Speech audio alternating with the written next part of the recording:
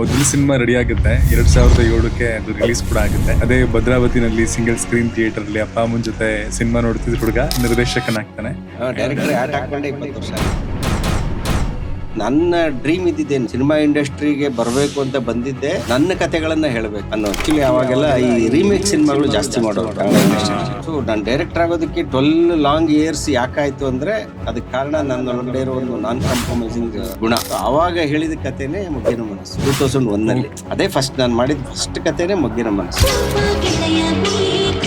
6-8 ತಿಂಗಳು script work ಆದ್ಮೇಲೆ ಆ ಪ್ರಾಜೆಕ್ಟ್ ಡ್ರಾಪ್ ಆಯ್ತು. ಮೊಗ್ಗಿನ ಮನಸ್ಸುವಿಂದ it was a game changer of course ಕನ್ನಡದಲ್ಲಿ. ಪ್ರೈಮರಿ ಆಗಿ ನಾನು ಕಾನ್ಸಂಟ್ರೇಟ್ ಮಾಡೋದು ನಮ್ಮ ಸುತ್ತ ಇರುವಂತ ಪಾತ್ರಗಳು, ಘಟನೆಗಳು, ಇದನ್ನೇ ಇಟ್ಕೊಂಡು ಕತೆ ಮಾಡಬೇಕು ಅನ್ನೋದು ಅದರಲ್ಲಿ ಆಸಕ್ತಿ ಜಾಸ್ತಿ ನನಗೆ. ಸಿನಿಮಾ ಅಂದಾಗ ಅದು ಹೆಂಗ್ ಟೇಕ್ ಆಫ್ ಆಯ್ತು ಅಷ್ಟೇ ಚೆನ್ನಾಗಿ ಲ್ಯಾಂಡ್ ಆಗ್ತದೆ. ಶಶಾಂಕ್ ಅವ್ರ ಪ್ರಕಾರ ಒಳ್ಳೆ ಸಿನಿಮಾ ಅಂದ್ರೆ ಏನು? ಅದಕ್ಕೇನು ಪ್ರಾಪರ್ ಯಾರು ಅದನ್ನ ಡಿಫೈನ್ ಮಾಡಕ್ಕಾಗಲ್ಲ. ಫಾರ್ ಎಕ್ಸಾಂಪಲ್ ಈಗ ಮೊಗ್ಗಿನ ಮನಸ್ಸು ಫಿಲ್ಮ್ ನಿಮಗೆ ಸೆಕೆಂಡ್ ಟೈಮ್ ರಿಲೀಸ್ ಆಗಿ ಗೆದ್ದಿರೋ ಪಿಕ್ಚರ್. ಇದು ವಾರ ನಾವು ಕ್ಯಾನ್ಸಲ್ ಮಾಡಿದ್ದು ಅಂದ್ರೆ ಸೆನ್ಸರ್ ಇಶ್ಯೂ ಆಗಿದ್ದಕ್ಕೆ ಸರ್ಟಿಫಿಕೇಟ್ ಸಿಕ್ತು ಆ ಪಿಕ್ಚರ್ಗೆ.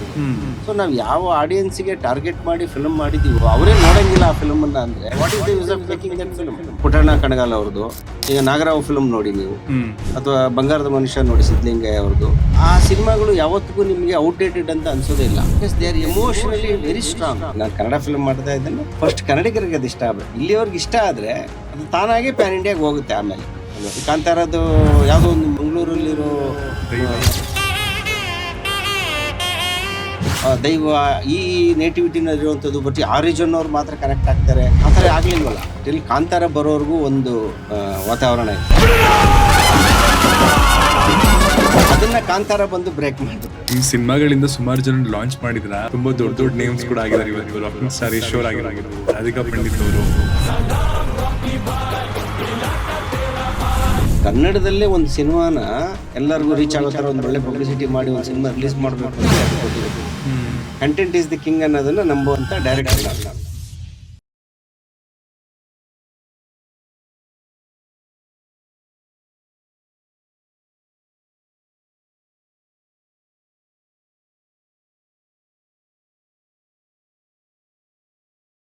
ಸಿನಿಮಾ ಅನ್ನೋದು ಪ್ರತಿಯೊಬ್ಬರ ಜೀವನದಲ್ಲೂ ಒಂದಲ್ಲ ಒಂದು ರೀತಿಯಲ್ಲಿ ಇಂಪ್ಯಾಕ್ಟ್ ಮಾಡಿರುತ್ತೆ. ಆ ಸೃಷ್ಟಿಕರ್ತ ಬ್ರಹ್ಮ ನಮ್ಮನ್ನೆಲ್ಲ ಹೇಗ್ ಸೃಷ್ಟಿ ಮಾಡೋನೋ ಹಾಗೆ ಒಂದು ಸಿನಿಮಾವನ್ನ ಅದರ ನಿರ್ದೇಶಕ ಸೃಷ್ಟಿ ಮಾಡ್ತಾನೆ. ಇವತ್ತಿನ ನಮ್ಮ ಕಡಕ್ ಟಾಕ್ಸ್ ನ ಪಾಡ್ಕಾಸ್ಟ್ ಅಲ್ಲಿ ನಿರ್ದೇಶಕರಾಗಿರುವಂತಹ ಶಶಾಂಕ್ ಅವರಿದ್ದಾರೆ. ಅವರು ಫಿಲ್ಮ್ ಮೇಕಿಂಗ್ ಬಗ್ಗೆ, ಸಿನಿಮಾದ ಬೇರೆ ಬೇರೆ ಆಯಾಮಗಳ ಬಗ್ಗೆ ಇನ್ ಡೆಪ್ತ್ ಅಲ್ಲಿ ಮಾತಾಡಿದ್ದಾರೆ. ಬನ್ನಿ ನೋಡ್ಕೊಂಬರೋಣ. ಕಡಕ್ ಟಾಕ್ಸ್, ಇದು ಕತೆ ಅಲ್ಲ, ಹೊಸ ಅಧ್ಯಾಯ.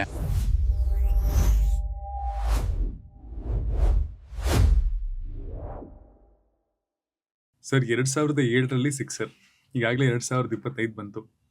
ಪ್ರಾಬ್ಲಿ ಸಿಕ್ಸರ್ಗಿಂತ ಮುಂಚೆ 2 ವರ್ಷ ಅಂದ್ರೆ ಸಿನಿಮಾ ತಯಾರಿಸಿದ್ರಲ್ಲಿ. ಸೊ 20 ವರ್ಷ ಆಗಿದೆ ನೀವು ಸಿನಿಮಾ ಇಂಡಸ್ಟ್ರಿಗೆ ಬಂದು. ಡೈರೆಕ್ಟರ್ ಹ್ಯಾಟ್ ಹಾಕೊಂಡೆ 20 ವರ್ಷ ಆಗಿದೆ. ಡೈರೆಕ್ಟ್ ಹ್ಯಾಟ್ ಹಾಕೊಂಡೆ 20 ವರ್ಷ ಆಗಿದೆ. 2005ರಲ್ಲೇ ಮುಹೂರ್ತ ಆಗಿದ್ದು ಸಿಕ್ಸರ್. ಯಾ, ಸೊ ಬಹುಶಃ ಅಲ್ಲಿಂದ ಇಲ್ಲಿವರೆಗೂ ಆಸ್ ಎ ಫಿಲ್ಮ್ ಮೇಕರ್ ನಿಮ್ಮಲ್ಲೂ ಸಾಕಷ್ಟು ಎವಲ್ಯೂಷನ್ ಆಗಿರುತ್ತೆ. ಅಂಡ್ KFIಯಲ್ಲೂ ಕೂಡ ತುಂಬಾನೇ ಬದಲಾವಣೆಗಳು ಎವಲ್ಯೂಷನ್ ಆಗಿದೆ. ಆ ತರದ್ದು ಮೇಜರ್ ಎವಾಲ್ವ್ ಏನಾಗಿದೆ ಆಸ್ ಎ ಫಿಲ್ಮ್ ಮೇಕರ್ ನೀವು? ಮುಂಚೆ ಎಲ್ಲ ಏನಂದ್ರೆ, ಈಗ ನಾನು ಇನಿಷಿಯಲ್ ಡೇಸ್ ಅಲ್ಲಿ ಡೈರೆಕ್ಟರ್ ಆದಾಗ ನಾನು ಎಕ್ಸ್ಪೋಸ್ ಆಗಿದ್ದೆ ಬರೀ ಇಂಡಿಯನ್ ಫಿಲ್ಮ್ಸ್ಗೆ ಮಾತ್ರ, ಆಸ್ ಅನ್ ಆಡಿಯನ್ ಮತ್ತೆ ಆಸ್ ಎ ಟೆಕ್ನಿಷಿಯನ್ ಕೂಡ. ಹೌದು, ಟೆಕ್ನಿಷಿಯನ್ ಆಗು ಬರೀ ಇಂಡಿಯನ್ ಫಿಲ್ಮ್ಸ್ ಬಗ್ಗೆ ಮಾತ್ರ ನನಗೆ. ಅಂದ್ರೆ ನಾನು ಏನೇ ಸ್ಟಡಿ ಮಾಡಿದ್ರು, ಫಿಲ್ಮ್ ನೋಡಿದ್ರು, ಸ್ಟಡಿ ಮಾಡಿದ್ರು ಅಥವಾ ಇನ್ಸ್ಪೈರ್ ಆದ್ರು, ಏನೇ ಇದ್ರು ಬರೀ ಇಂಡಿಯನ್ ಫಿಲ್ಮ್ಸ್ ಮಾತ್ರ ಇರ್ತಾ ಇತ್ತು ರೆಫರೆನ್ಸ್ ಪಾಯಿಂಟ್ ಅಂತ. ಆಮೇಲೆ ಈ ಏನು ಇಂಟರ್ನೆಟ್ ಯುಗ ಸ್ಟಾರ್ಟ್ ಆಯ್ತಲ್ಲ, ಅಂದ್ರೆ ಇಂಟರ್ನೆಟ್ ಅವಾಗ್ಲೂ ಇತ್ತು, 2005 ಇತ್ತು, ಬಟ್ ಇಷ್ಟೊಂದು ಸ್ಪೀಡ್ ಇರ್ಲಿಲ್ಲ. ಒಂದು 15ರಿಂದ ಈಚೆಗೆ ಸ್ವಲ್ಪ ಎಲ್ಲ ಜಾಸ್ತಿ ಆಯ್ತಲ್ಲ. ಅಲ್ಲಿಂದ ನಾನು ಆಸ್ ಅನ್ ಆಡಿಯನ್ ವರ್ಲ್ಡ್ ಫಿಲ್ಮ್ಸ್ಗೆ ಎಕ್ಸ್ಪ್ಲೋರ್ ಆಗಕ್ಕೆ ಸ್ಟಾರ್ಟ್ ಆದೆ. ಅದರಲ್ಲೂ ಎಸ್ಪೆಷಲಿ OTT ಸ್ಟಾರ್ಟ್ ಆದ್ಮೇಲೆ. ಅಂದ್ರೆ ಮುಂಚೆ ಅದನ್ನೆಲ್ಲ ನೋಡ್ಬೇಕಂದ್ರೆ ತುಂಬಾ ಫೆಸ್ಟಿವಲ್ಗಳಿಗೆ ಹೋಗಿ ಅಲ್ಲಿ ಮಾತ್ರ ನೋಡಕ್ ಆಗ್ತಾ ಇತ್ತು. ಸೊ ಇಂಟರ್ನೆಟ್ ಯುಗ ಇದು OTT ಇದೆಲ್ಲ ಬಂದ್ಮೇಲೆ ಈಸಿ, ಫಿಂಗರ್ ಟಿಪ್ಸ್, ಫೋನಲ್ಲಿ ನೋಡ್ಬೋದು ಈಗ. ಹಂಗೆ ಸ್ಟಾರ್ಟ್ ಆದಾಗ ಅಲ್ಲಿಂದ ಆಸ್ ಅನ್ ಆಡಿಯನ್ ನಾನು ಹೇಗೆ ಎವಾಲ್ವ್ ಆದ್ನು ಅಂದ್ರೆ, ಡಿಫ್ರೆಂಟ್ ಕೈಂಡ್ ಆಫ್ ಸ್ಟೋರೀಸ್ ನೋಡೋದು, different kind of ನೆರೇಷನ್ಸ್, different kind of techniques. ನಾನು ಒಳಗಡೆ ಇರೋ ಆಡಿಯನ್ ಎಷ್ಟು ಅದಕ್ಕೆಲ್ಲ ಎಕ್ಸ್ಪೋಸ್ ಆಗ್ತಾ ಹೋದ್ನೋ ಅಷ್ಟೇ ನನ್ನ ಒಳಗಡೆ ಇರುವಂತ ಫಿಲ್ಮ್ ಮೇಕರ್ ಇದಲ್ಲ ಅವನು ಅಷ್ಟೇ ಅಲರ್ಟ್ ಆಗ್ತಾ ಹೋದ. ಅಂದ್ರೆ ನಾವು ಈ ಟೆಕ್ನಿಕ್ಸ್ನೆಲ್ಲ ಅಡಾಪ್ಟ್ ಮಾಡ್ಕೋಬೇಕು. ಸೊ ಆಡಿಯನ್ಸಿಗೆ, ನಾನು ಒಳಗಡೆ ಇರೋ ಆಡಿಯನ್ನು ಇಷ್ಟೊಂದು ಇಂಟೆಲಿಜೆಂಟ್ ಆಗ್ತಾ ಇದ್ದಾನೆ, ಮೆಚೂರ್ಡ್ ಆಗ್ತಾ ಇದ್ದಾನೆ ಅಂತ ಅಂದಾಗ ಅದನ್ನ ಮೀರಿ ನಾವು ಡೆವಲಪ್ ಆಗ್ಬೇಕಲ್ಲ as A Yeah. Film maker. Hmm so ಆ ಪ್ರೋಸೆಸ್ ಸ್ಟಾರ್ಟ್ ಆಯ್ತು. ಅಲ್ಲಿಂದ Okay. ಆ ಎವಲ್ಯೂಷನ್ ಅನ್ನೋದು ಅಂದ್ರೆ ರಿಸರ್ಚ್ ಒಂದ್ ಸೆಕೆಂಡ್ ರಿಸರ್ಚ್ ಸ್ಟಡಿ, ಆಮೇಲೆ ನಾವೇನ್ ಕಲ್ತಿದೀವೋ, ಆಮೇಲೆ ಕಲಿಯೋದ್ರ ಜೊತೆಗೆ ಲರ್ನಿಂಗ್ ಬೇರೆ, ಹ್ಮ್ ಅನ್ಲರ್ನಿಂಗ್ ಅಂತ ಒಂದಿರುತ್ತೆ. Exactly. So unlearning process start ಆಯ್ತು ಅದಾದ್ಮೇಲೆ. ಹ್ಮ್. ಓ, ಇಷ್ಟು ದಿನ ನಾವು ಹಂಗಾರೆ ಈ ಕಲ್ತಿದ್ದೆಲ್ಲ ಒಂಚೂರು ಹಂಗಾರೆ ಎಲ್ಲ ಇದೆಲ್ಲ ಬೇರೆ, ನಾವು ಹ್ಮ್. ಅನ್ಕೊಂಡಿದ್ ಬೇರೆ, ಹ್ಮ್ ಈಗ ಆಗ್ತಾ ಇರೋದು ಬೇರೆ, ಈ ತರದ್ದೆಲ್ಲ ಇದೆ. ಓಕೆ. ಸೊ ಈ ಜನರೇಷನ್ ಆಡಿಯನ್ಸ್ಗೆ ನಾವು ಅವ್ರಿಗೆ ಸ್ಯಾಟಿಸ್ಫೈ ಮಾಡಬೇಕು ಅಂತಂದ್ರೆ ಫಸ್ಟ್ ನಾವು ಈ ಅನ್ಲರ್ನಿಂಗ್ ಒಂದಷ್ಟಿತ್ತು, ಆ ಅನ್ಲರ್ನಿಂಗ್ ಎಲ್ಲ ಮಾಡ್ಕೊಂಡು ಬಂದು ಆಮೇಲೆ ಇನ್ನೊಂದಷ್ಟು ಹೊಸದಾಗಿ ಕಲಿಯುವಂಥದ್ದನ್ನ ವಾಟ್ ಕಲಿತಾ ವಾಸ್ ದ ಕಲಿತಾ ಮೇಜರ್ ಅನ್ಲರ್ನಿಂಗ್? ಅಂದ್ರೆ ಯಾವ್ದನ್ನಾದ್ರೂ on top of the mind ಇದನ್ನ ಅನ್ಲರ್ನ್ ಮಾಡ್ಲೇಬೇಕಿತ್ತು ಅಂತ ಅನ್ಕೊಳ್ಳುವಂತಹ ಸಿಚುವೇಶನ್ ನಿಮಗೆ ಬಂದಿದ್ದು ಅಂಡ್ ಅನ್ಲರ್ನ್ ಮಾಡಿರುವಂತಹ ವಿಷಯ ಯಾವುದು?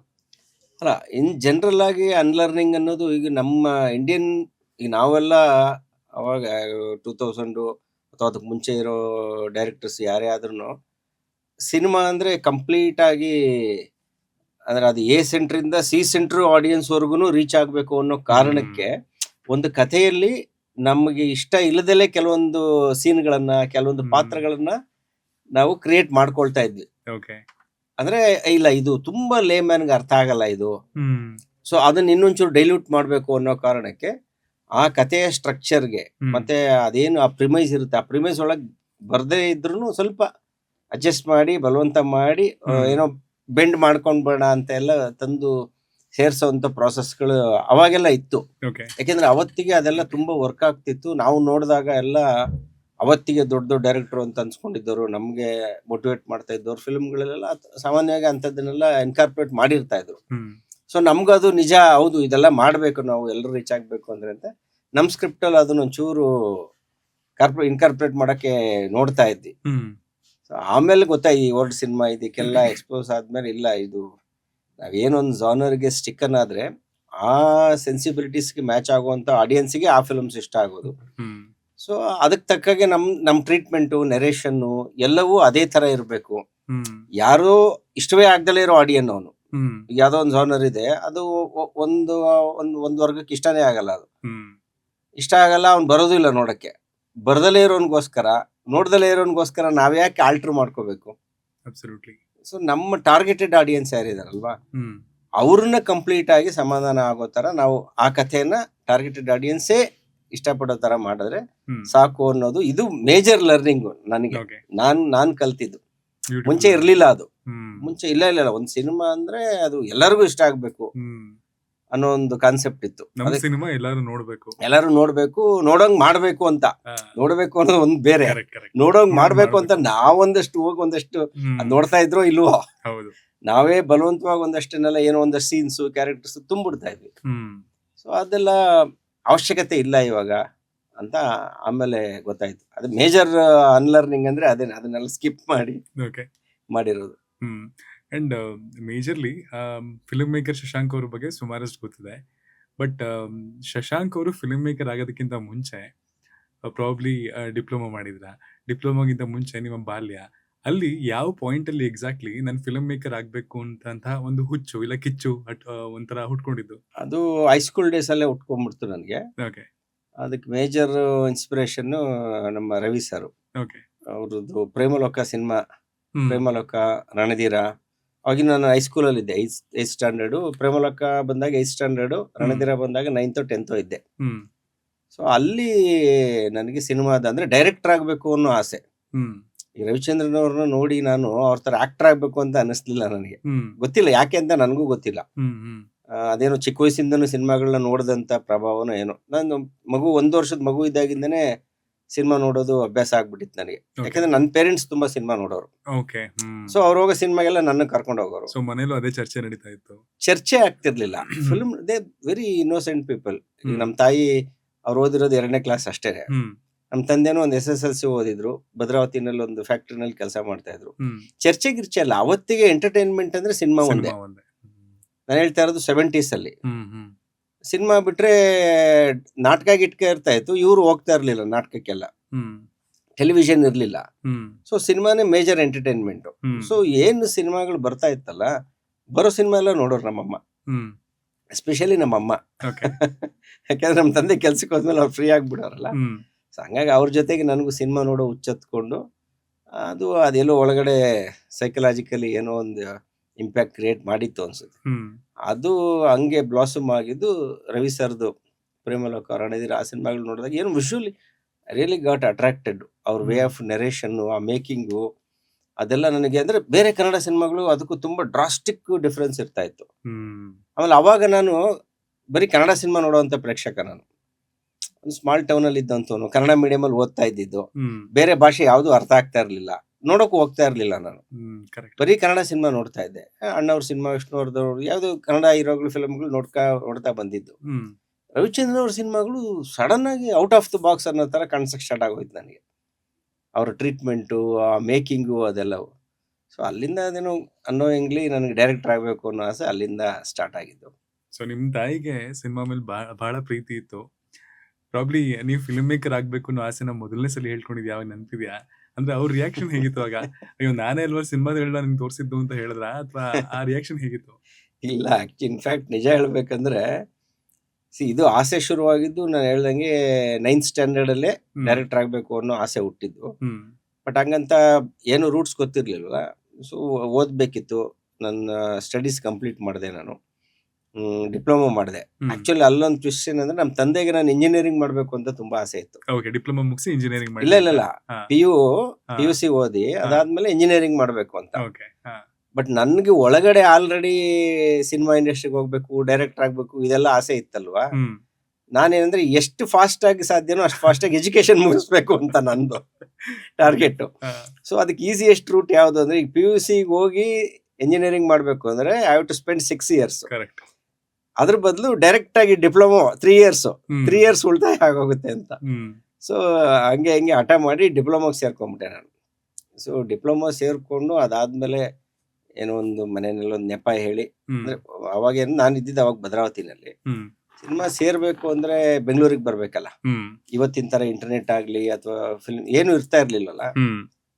ಸೊ ಬೆಂಗಳೂರಿಗೆ ಬಂದ ಮೇಲೆ ಎಲ್ಲ ಅಲ್ದಾಟ ಅದು ಇದು ಆದ್ಮೇಲೆ ಎಷ್ಟೋ ವರ್ಷ ನಾನು ಬಂದು ಎಲ್ಲ ಸ್ಟ್ರಗಲ್ ಮಾಡಿ ಎಲ್ಲ ಆಗಿ ಒಂದು 2-3 ಫಿಲ್ಮ್ ಆಗೋವರೆಗೂ ನಮ್ಮ ಮನೇಲಿ ಗೊತ್ತಿರ್ಲಿಲ್ಲ ನಾನು ಸಿನಿಮಾ ಇಂಡಸ್ಟ್ರಿ ಅಲ್ಲಲ್ಲ ಅಸಿಸ್ಟೆಂಟ್ ಡೈರೆಕ್ಟರ್ ಆಗಿ 2-3 ಫಿಲ್ಮ್ ಅಸಿಸ್ಟೆಂಟ್ ಡೈರೆಕ್ಟರ್ ಕೆಲಸ ಮಾಡೋವರೆಗೂನು ನಮ್ಮ ಮನೆಯಲ್ಲಿ ಹೇಳೇ ಇರ್ಲಿಲ್ಲ ನಾನು. ಅವ್ರು ಏನ್ ಅನ್ಕೊಂಡಿದ್ರು? ಅಲ್ಲ, ನಾನು ಬೆಂಗಳೂರಿಗೆ ಬಂದಿದ್ದೆ. ನಾನು ಬೇಸಿಕ್ ಸಿವಿಲ್ ಇಂಜಿನಿಯರಿಂಗ್ ಮುಗಿಸಿದ್ನಲ್ಲ ಡಿಪ್ಲೊಮಾ. ನನಗೊಂದು ಜಾಬ್ ಸಿಕ್ಕಿದೆ ಬೆಂಗಳೂರಲ್ಲಿ, ಜಾಬ್ ಮಾಡಕ್ ಹೋಗ್ತೀನಿ ಅಂತ ಹೇಳಿ ಬೆಂಗಳೂರಿಗೆ ಬಂದಿದ್ದು ನನ್ನ ಫ್ರೆಂಡ್ಸ್ ಜೊತೆಗೆ. ಅವ್ರಿಗೆಲ್ಲ ಜಾಬ್ ಸಿಕ್ಕಿತ್ತು ಸಿವಿಲ್ ಇಂಜಿನಿಯರ್ಸ್. ನನಗೇನು ಜಾಬ್ಗಿಗೋಸ್ಕರ ಬರ್ಲಿಲ್ಲ, ನಾನು ಸಿನಿಮಾಗೆ ಸೇರ್ಬೇಕು ಅಂತ ಬಂದಿದ್ದು. ಸಿನಿಮಾದಲ್ಲಿ ಯಾರು ಪರಿಚಯ ಮಾಡ್ಕೊಂಡು ಎಲ್ಲ ಹತ್ರ ಕೆಲಸ ಕಲ್ತ್ಕೋಬೇಕು ಅಂತ. ಸೊ ಅದು ಒಂದು 2 ವರ್ಷ ಏನೂ ಆಗಿರ್ಲಿಲ್ಲ. ಬಟ್ 1 ವರ್ಷ ಕೆಲಸನೂ ಮಾಡಿದೆ ನಾನು ಸಿವಿಲ್ ಇಂಜಿನಿಯರ್ ಆಗಿ ಕೆಲಸ ಮಾಡ್ತಾ ಇದ್ದೆ. ಆಮೇಲಿಂದ ಸಿನಿಮಾ ಇಂಡಸ್ಟ್ರಿಗೆ ಬಂದ ಮೇಲೂ ಪ್ರಾಬ್ಲಮ್ ಏನಂದ್ರೆ ಮನೆಯಲ್ಲಿ ಹೇಳೋದಕ್ಕೆ ಅವತ್ತಿಗೆ ಸಿನಿಮಾ ಅನ್ನೋದು ತುಂಬಾ ಅಂದ್ರೆ ಒಂದ್ ರೀತಿ ಸಿನಿಮಾಗೆ ಹೋಗೋರು ಅಂದ್ರೆ ಹಾಳಾಗೋಗಿರೋರು ಅನ್ನೋ ಥರ ಲೆಕ್ಕ ಇತ್ತು ಅವತ್ತಿಗೆ. ಆಮೇಲೆ ನನ್ನ ತಂದೆ ತಾಯಿ ದೇ ಆರ್ ವೆರಿ ಇನ್ನೋಸೆಂಟ್. ಅವ್ರಿಗೆ ಹೋಗಿ ನಾನು ಈ ಒಂದು ಡೈರೆಕ್ಟರ್, ಆಕ್ಚುಲಿ ಅವ್ರಿಗೆ ಡೈರೆಕ್ಟರ್ ಅಂದ್ರೆ ಏನು ಅಂತನೂ ಗೊತ್ತಿರಲಿಲ್ಲ. ಅವ್ರ ಸ್ಕ್ರೀನ್ ಮೇಲೆ ಬರೋ ಹೀರೋಗಳನ್ನ ನೋಡೋರು, ಸಿನಿಮಾ ಎಂಜಾಯ್ ಮಾಡೋದು ಅಷ್ಟೇ ಗೊತ್ತಿದ್ದಿದ್ದು ಅವ್ರಿಗೆ. ಈ ಡೈರೆಕ್ಷನ್ ಅಂದ್ರೆ ಏನು, ಡೈರೆಕ್ಟರ್ ಅಂದ್ರೆ ಏನು, ಇದೆಲ್ಲ ಏನು ಅವ್ರಿಗೆ ಗೊತ್ತಾಗ್ತಾ ಇರಲಿಲ್ಲ.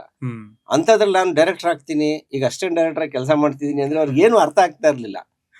ಅವ್ರೇನು ಫಸ್ಟ್ ದುಡ್ಡು ಬರುತ್ತಾ, ಸಂಬಳ ಕೊಡ್ತಾರ, ಇದನ್ನ ಕೇಳ್ತಾ ಇದ್ರು. ಅದು ಕೊಡ್ತಾ ಇರಲಿಲ್ಲ ನಮ್ಗೆ. ಹೆಂಗ್ ಹೇಳೋದು, ಅದನ್ನ ಹೇಳಿದ್ರೆ ಬೈತಾರೆ ಅನ್ನೋ ಕಾರಣಕ್ಕೆ ಹೇಳೇ ಇರಲಿಲ್ಲ ನಾನು. ಅಂದ್ರೆ ಏನಾದ್ರೂ ಸ್ವಲ್ಪ ಒಂಚೂರು ಸ್ಕ್ರೀನ್ ಮೇಲೆ ನನ್ನ ಹೆಸರೆಲ್ಲ ಬಂದು ನನಗೇನೋ ಒಂಚೂರು ಖರ್ಚಿಗೆಲ್ಲ ದುಡ್ಡು ಬರೋಂಗ ಆದ್ಮೇಲೆ ಹೇಳೋಣ ಅಂತ ಹೇಳಿರ್ಲಿಲ್ಲ. ಬಟ್ ಮನೆ ನಿಭಾಯಿಸೋ ಜವಾಬ್ದಾರಿ ಅಥವಾ ಅಲ್ಲಿ ದುಡ್ಡು ಆ ಥರದ್ದು ಇರಲಿಲ್ಲ. ಲಕ್ಕಿ ಆ ವಿಚಾರದಲ್ಲಿ ನಾನು ಲಕ್ಕಿ. ಯಾಕಂದ್ರೆ my father was still working. ಅವ್ರು ಇನ್ನೂ ಕೆಲಸ ಮಾಡ್ತಾ ಇದ್ರು ಅವಾಗ. ಸೊ ಆ ಟೈಮಲ್ಲಿ ನನ್ನ ಫ್ರೆಂಡ್ಸ್ ಹೆಲ್ಪ್ ಮಾಡಿದ್ರು ನನಗೆ. ನನ್ನ ಜೊತೆ ಯಾರ್ಯಾರು ಸಿವಿಲ್ ಇಂಜಿನಿಯರ್ಸ್ ಆಗಿ ನನ್ನ ಜೊತೆ ಓದೋರು ಇದ್ರಲ್ಲ, ಅವರೆಲ್ಲ ಜಾಬ್ಗೆ ಹೋಗೋರು.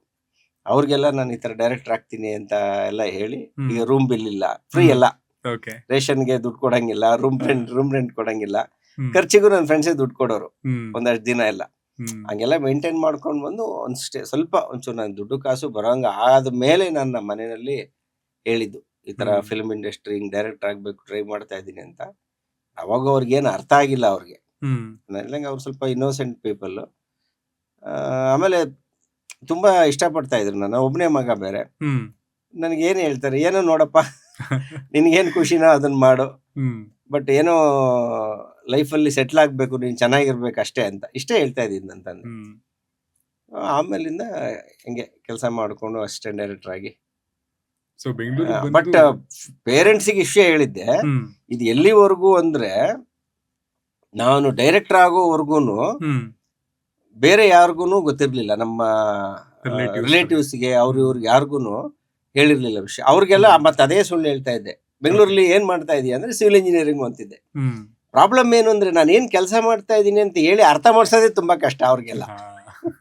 ಅದೇನು ಅಸಿಸ್ಟೆಂಟ್ ಡೈರೆಕ್ಟರ್ ಅಂದ್ರೆ ಏನು, ಡೈರೆಕ್ಷನ್ ಏನ್ ಮಾಡ್ತೀಯಾ, ಎಷ್ಟು ಸ್ಯಾಲ್ರಿ ಕೊಡ್ತಾರೆ, ಈ ಪ್ರಶ್ನೆಗೆ ಆನ್ಸರ್ ಇರ್ತಾ ಇರ್ಲಿಲ್ಲ. ಕರೆಕ್ಟ್ ಅದು ಈಗಲೂ ಇಲ್ಲ ಬಿಡಿ. ಆ, ಸೊ ಆಗ ಬೆಂಗಳೂರಿಗೆ ಬಂದು ಎಷ್ಟು ವರ್ಷಗಳ ನಂತರ ಸಿಕ್ಸರ್ ಸ್ಟಾರ್ಟ್ ಮಾಡಿದ್ದು? ನಾನ್ ಬೆಂಗಳೂರಿಗೆ ಬಂದಿದ್ದು 92 ನಲ್ಲಿ. 92. ಹಾ, ಓಕೆ. ಸಿನಿಮಾ ಇಂಡಸ್ಟ್ರಿ ಕಾಲಿಟ್ಟಿದ್ದು 94 ಅಲ್ಲಿ 94. ಓಕೆ. ಅಸಿಸ್ಟೆಂಟ್ ಡೈರೆಕ್ಟರ್ ಆಗಿ, ಫಸ್ಟ್ ಅಸಿಸ್ಟೆಂಟ್ ಡೈರೆಕ್ಟರ್ ಆಗಿ. ಯಾವ ಸಿನಿಮಾಗೆ? ತಾಯಿ ಇಲ್ಲದ ತವರು ಅಂತ ಓಕೆ. ಎಸ್ ಮಹೇಂದರ್ ಎಸ್ ಅವರದ್ದು ಮಹೇಂದರ್. ಹ್ಮ್. ಸಿನಿಮಾ. ಹ್ಮ್. ಅಲ್ಲ, ಮಾಮರವೆಲ್ಲೋಕ್ ಹೋಗಿಲ್ಲ ಎಲ್ಲೋ ಅಂತ ಫಸ್ಟ್ ಪಿಕ್ಚರ್. ಓಕೆ. ಹ್ಮ್. ಅದು ಅವಾಗ ನಿಂತೋಯ್ತು, ಸ್ಟಾರ್ಟ್ ಆಗಿ ನಿಂತೋಯ್ತು. ಹಾ. ಅಫಿಷಿಯಲ್ ಆಗಿ ತಾಯಿ ಇಲ್ಲದ ತವರು ಫಸ್ಟ್ ರಿಲೀಸ್ ಆಯ್ತು. ಹ್ಮ್. ಸೊ 94 ಅಲ್ಲಿಂದ ಡೈರೆಕ್ಟರ್ ಆಗೋದಕ್ಕೆ ಎಷ್ಟು ಆಲ್ಮೋಸ್ಟ್ 14 ಇಯರ್ಸ್ ಆಯ್ತು. Long journey. Long journey.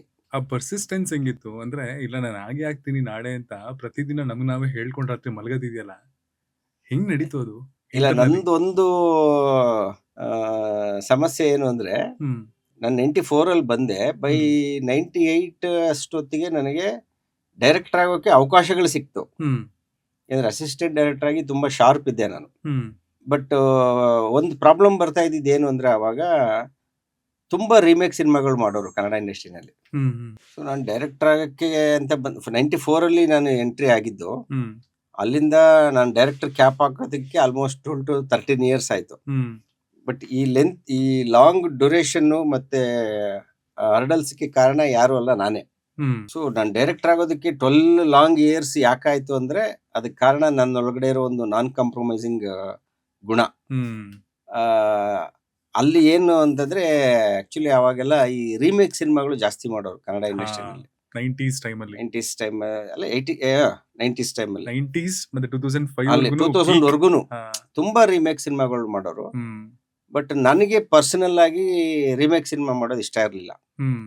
ನನ್ನ ಡ್ರೀಮ್ ಇದ್ದಿದ್ದೆ, ನಾನು ಸಿನಿಮಾ ಇಂಡಸ್ಟ್ರಿಗೆ ಬರಬೇಕು ಅಂತ ಬಂದಿದ್ದೆ. ನಾನು ಡೈರೆಕ್ಟರ್ ಆಗಬೇಕು ಅನ್ಕೊಳ್ಳೋ ಕಾರಣನೇ ನನ್ನ ಕತೆಗಳನ್ನ ಹೇಳಬೇಕು ಹ್ಮ್. ಅನ್ನೋದು, ಆಮೇಲೆ ನನ್ನ ವಿಷನ್ ಅನ್ನ ಜನರಿಗೆ ತಲುಪಿಸ್ಬೇಕು ಅನ್ನೋದು. ಸೊ ಅಲ್ಲಿ ಈಗ ನಾನು ಸ್ವರ್ಗ ನೋಡ್ಬೇಕು ಅಂದ್ರೆ ನಾನು ತಾನೇ ಸಾಯ್ಬೇಕು. ಸೊ ಹಂಗಾಗಿ ನನ್ನ ತನ ಅನ್ನೋದು ಬೇಕು ಅಂತ ಅಂದ್ರೆ, ಹ್ಮ್. ನನ್ನ ಸ್ವಂತ ಕತೆಗಳನ್ನ ಮಾಡಬೇಕು, ನಾನು ಕ್ರಿಯೇಟ್ ಮಾಡಬೇಕು. ಹ್ಮ್. ಯಾರೋ ಮಾಡಿದ್ದನ್ನ ಕಾಪಿ ಮಾಡೋದ್ರಿಂದ ಅದು ನನಗೆ ಅಂತ ಒಂದು ಐಡೆಂಟಿಟಿ ಕ್ರಿಯೇಟ್ ಆಗಲ್ಲ, ಹ್ಮ್. ನಾನೊಂದು ಬ್ರ್ಯಾಂಡ್ ಆಗಲ್ಲ. ಆಮೇಲೆ ಸ್ವಾಭಿಮಾನ, ನನ್ನ ಸ್ವಾಭಿಮಾನಕ್ಕೆ ಅದು ಒಪ್ತಾ ಇರಲಿಲ್ಲ. ಹ್ಮ್.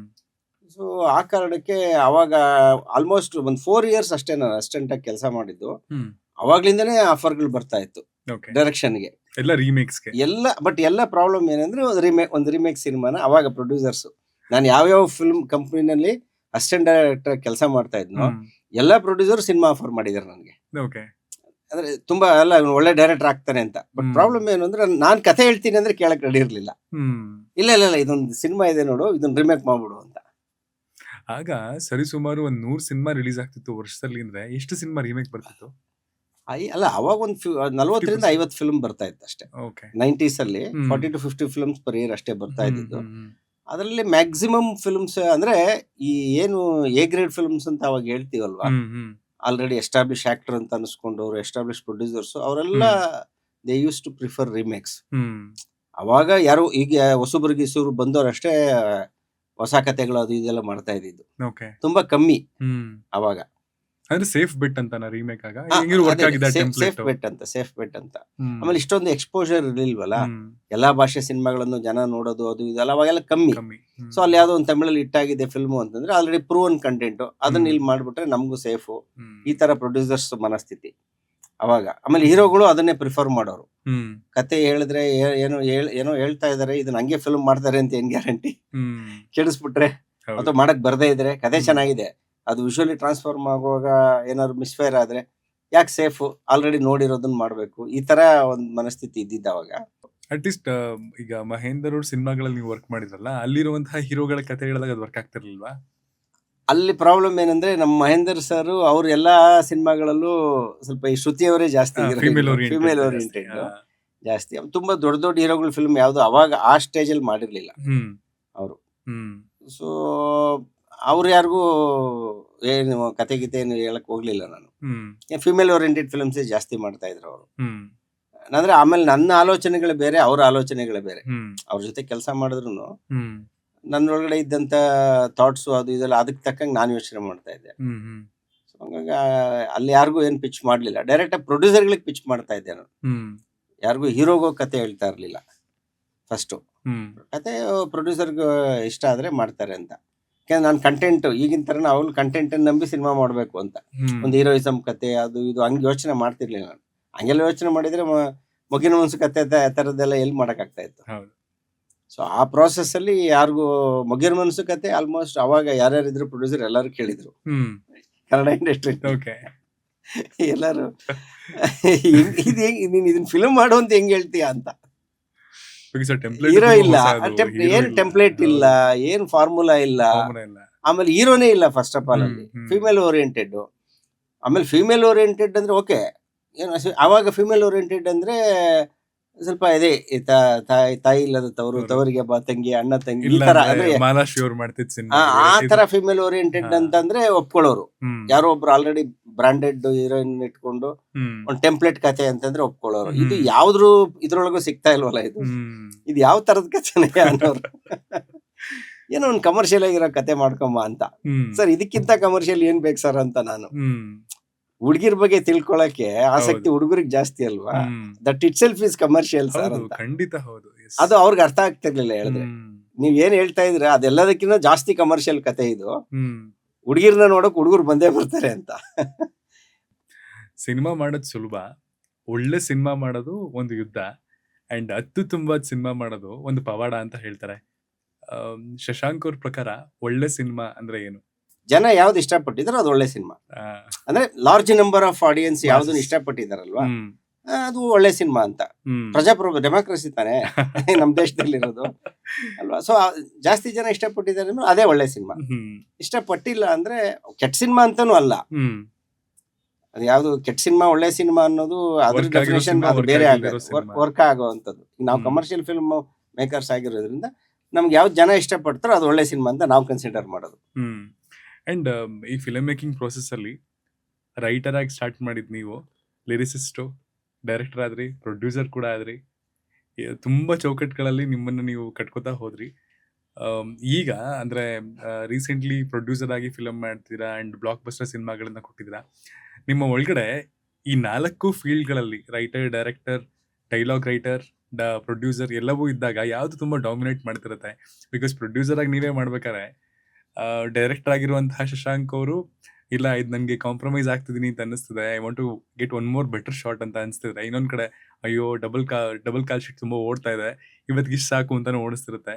ಸೊ ಇಲ್ಲಿ ಯಾವ್ದು ಡಾಮಿನೇಟ್ ಆಗ್ತಿರುತ್ತೆ ಅಂಡ್ ಆ ಕ್ರಿಯೇಟಿವ್ ಪ್ರೊಸೆಸ್ ನ ಹೆಂಗ್ ಹ್ಯಾಂಡಲ್ ಮಾಡ್ತೀರಾ? ಅಲ್ಲ, ನನ್ನ ವಿಚಾರದಲ್ಲಿ ಯಾವಾಗ್ಲೂ ಡಾಮಿನೇಟ್ ಮಾಡೋದು ನನ್ನ ಒಳಗಡೆ ಇರೋ ಡೈರೆಕ್ಟರ್. ಆಮೇಲೆ ತುಂಬಾ ರಿಜಿಡ್ ನನ್ನ ಒಳಗಡೆ ಇರೋ ಡೈರೆಕ್ಟರ್ ಬೇರೆ. ಪ್ರೊಡ್ಯೂಸರ್ ನಾನಾದ್ರೂ ಸರಿ, ಬೇರೆಯವರಾದ್ರೂ ಯಾರ ಮಾತು ಕೇಳಲ್ಲ. ಯಾರ ಮಾತು ಕೇಳಲ್ಲ.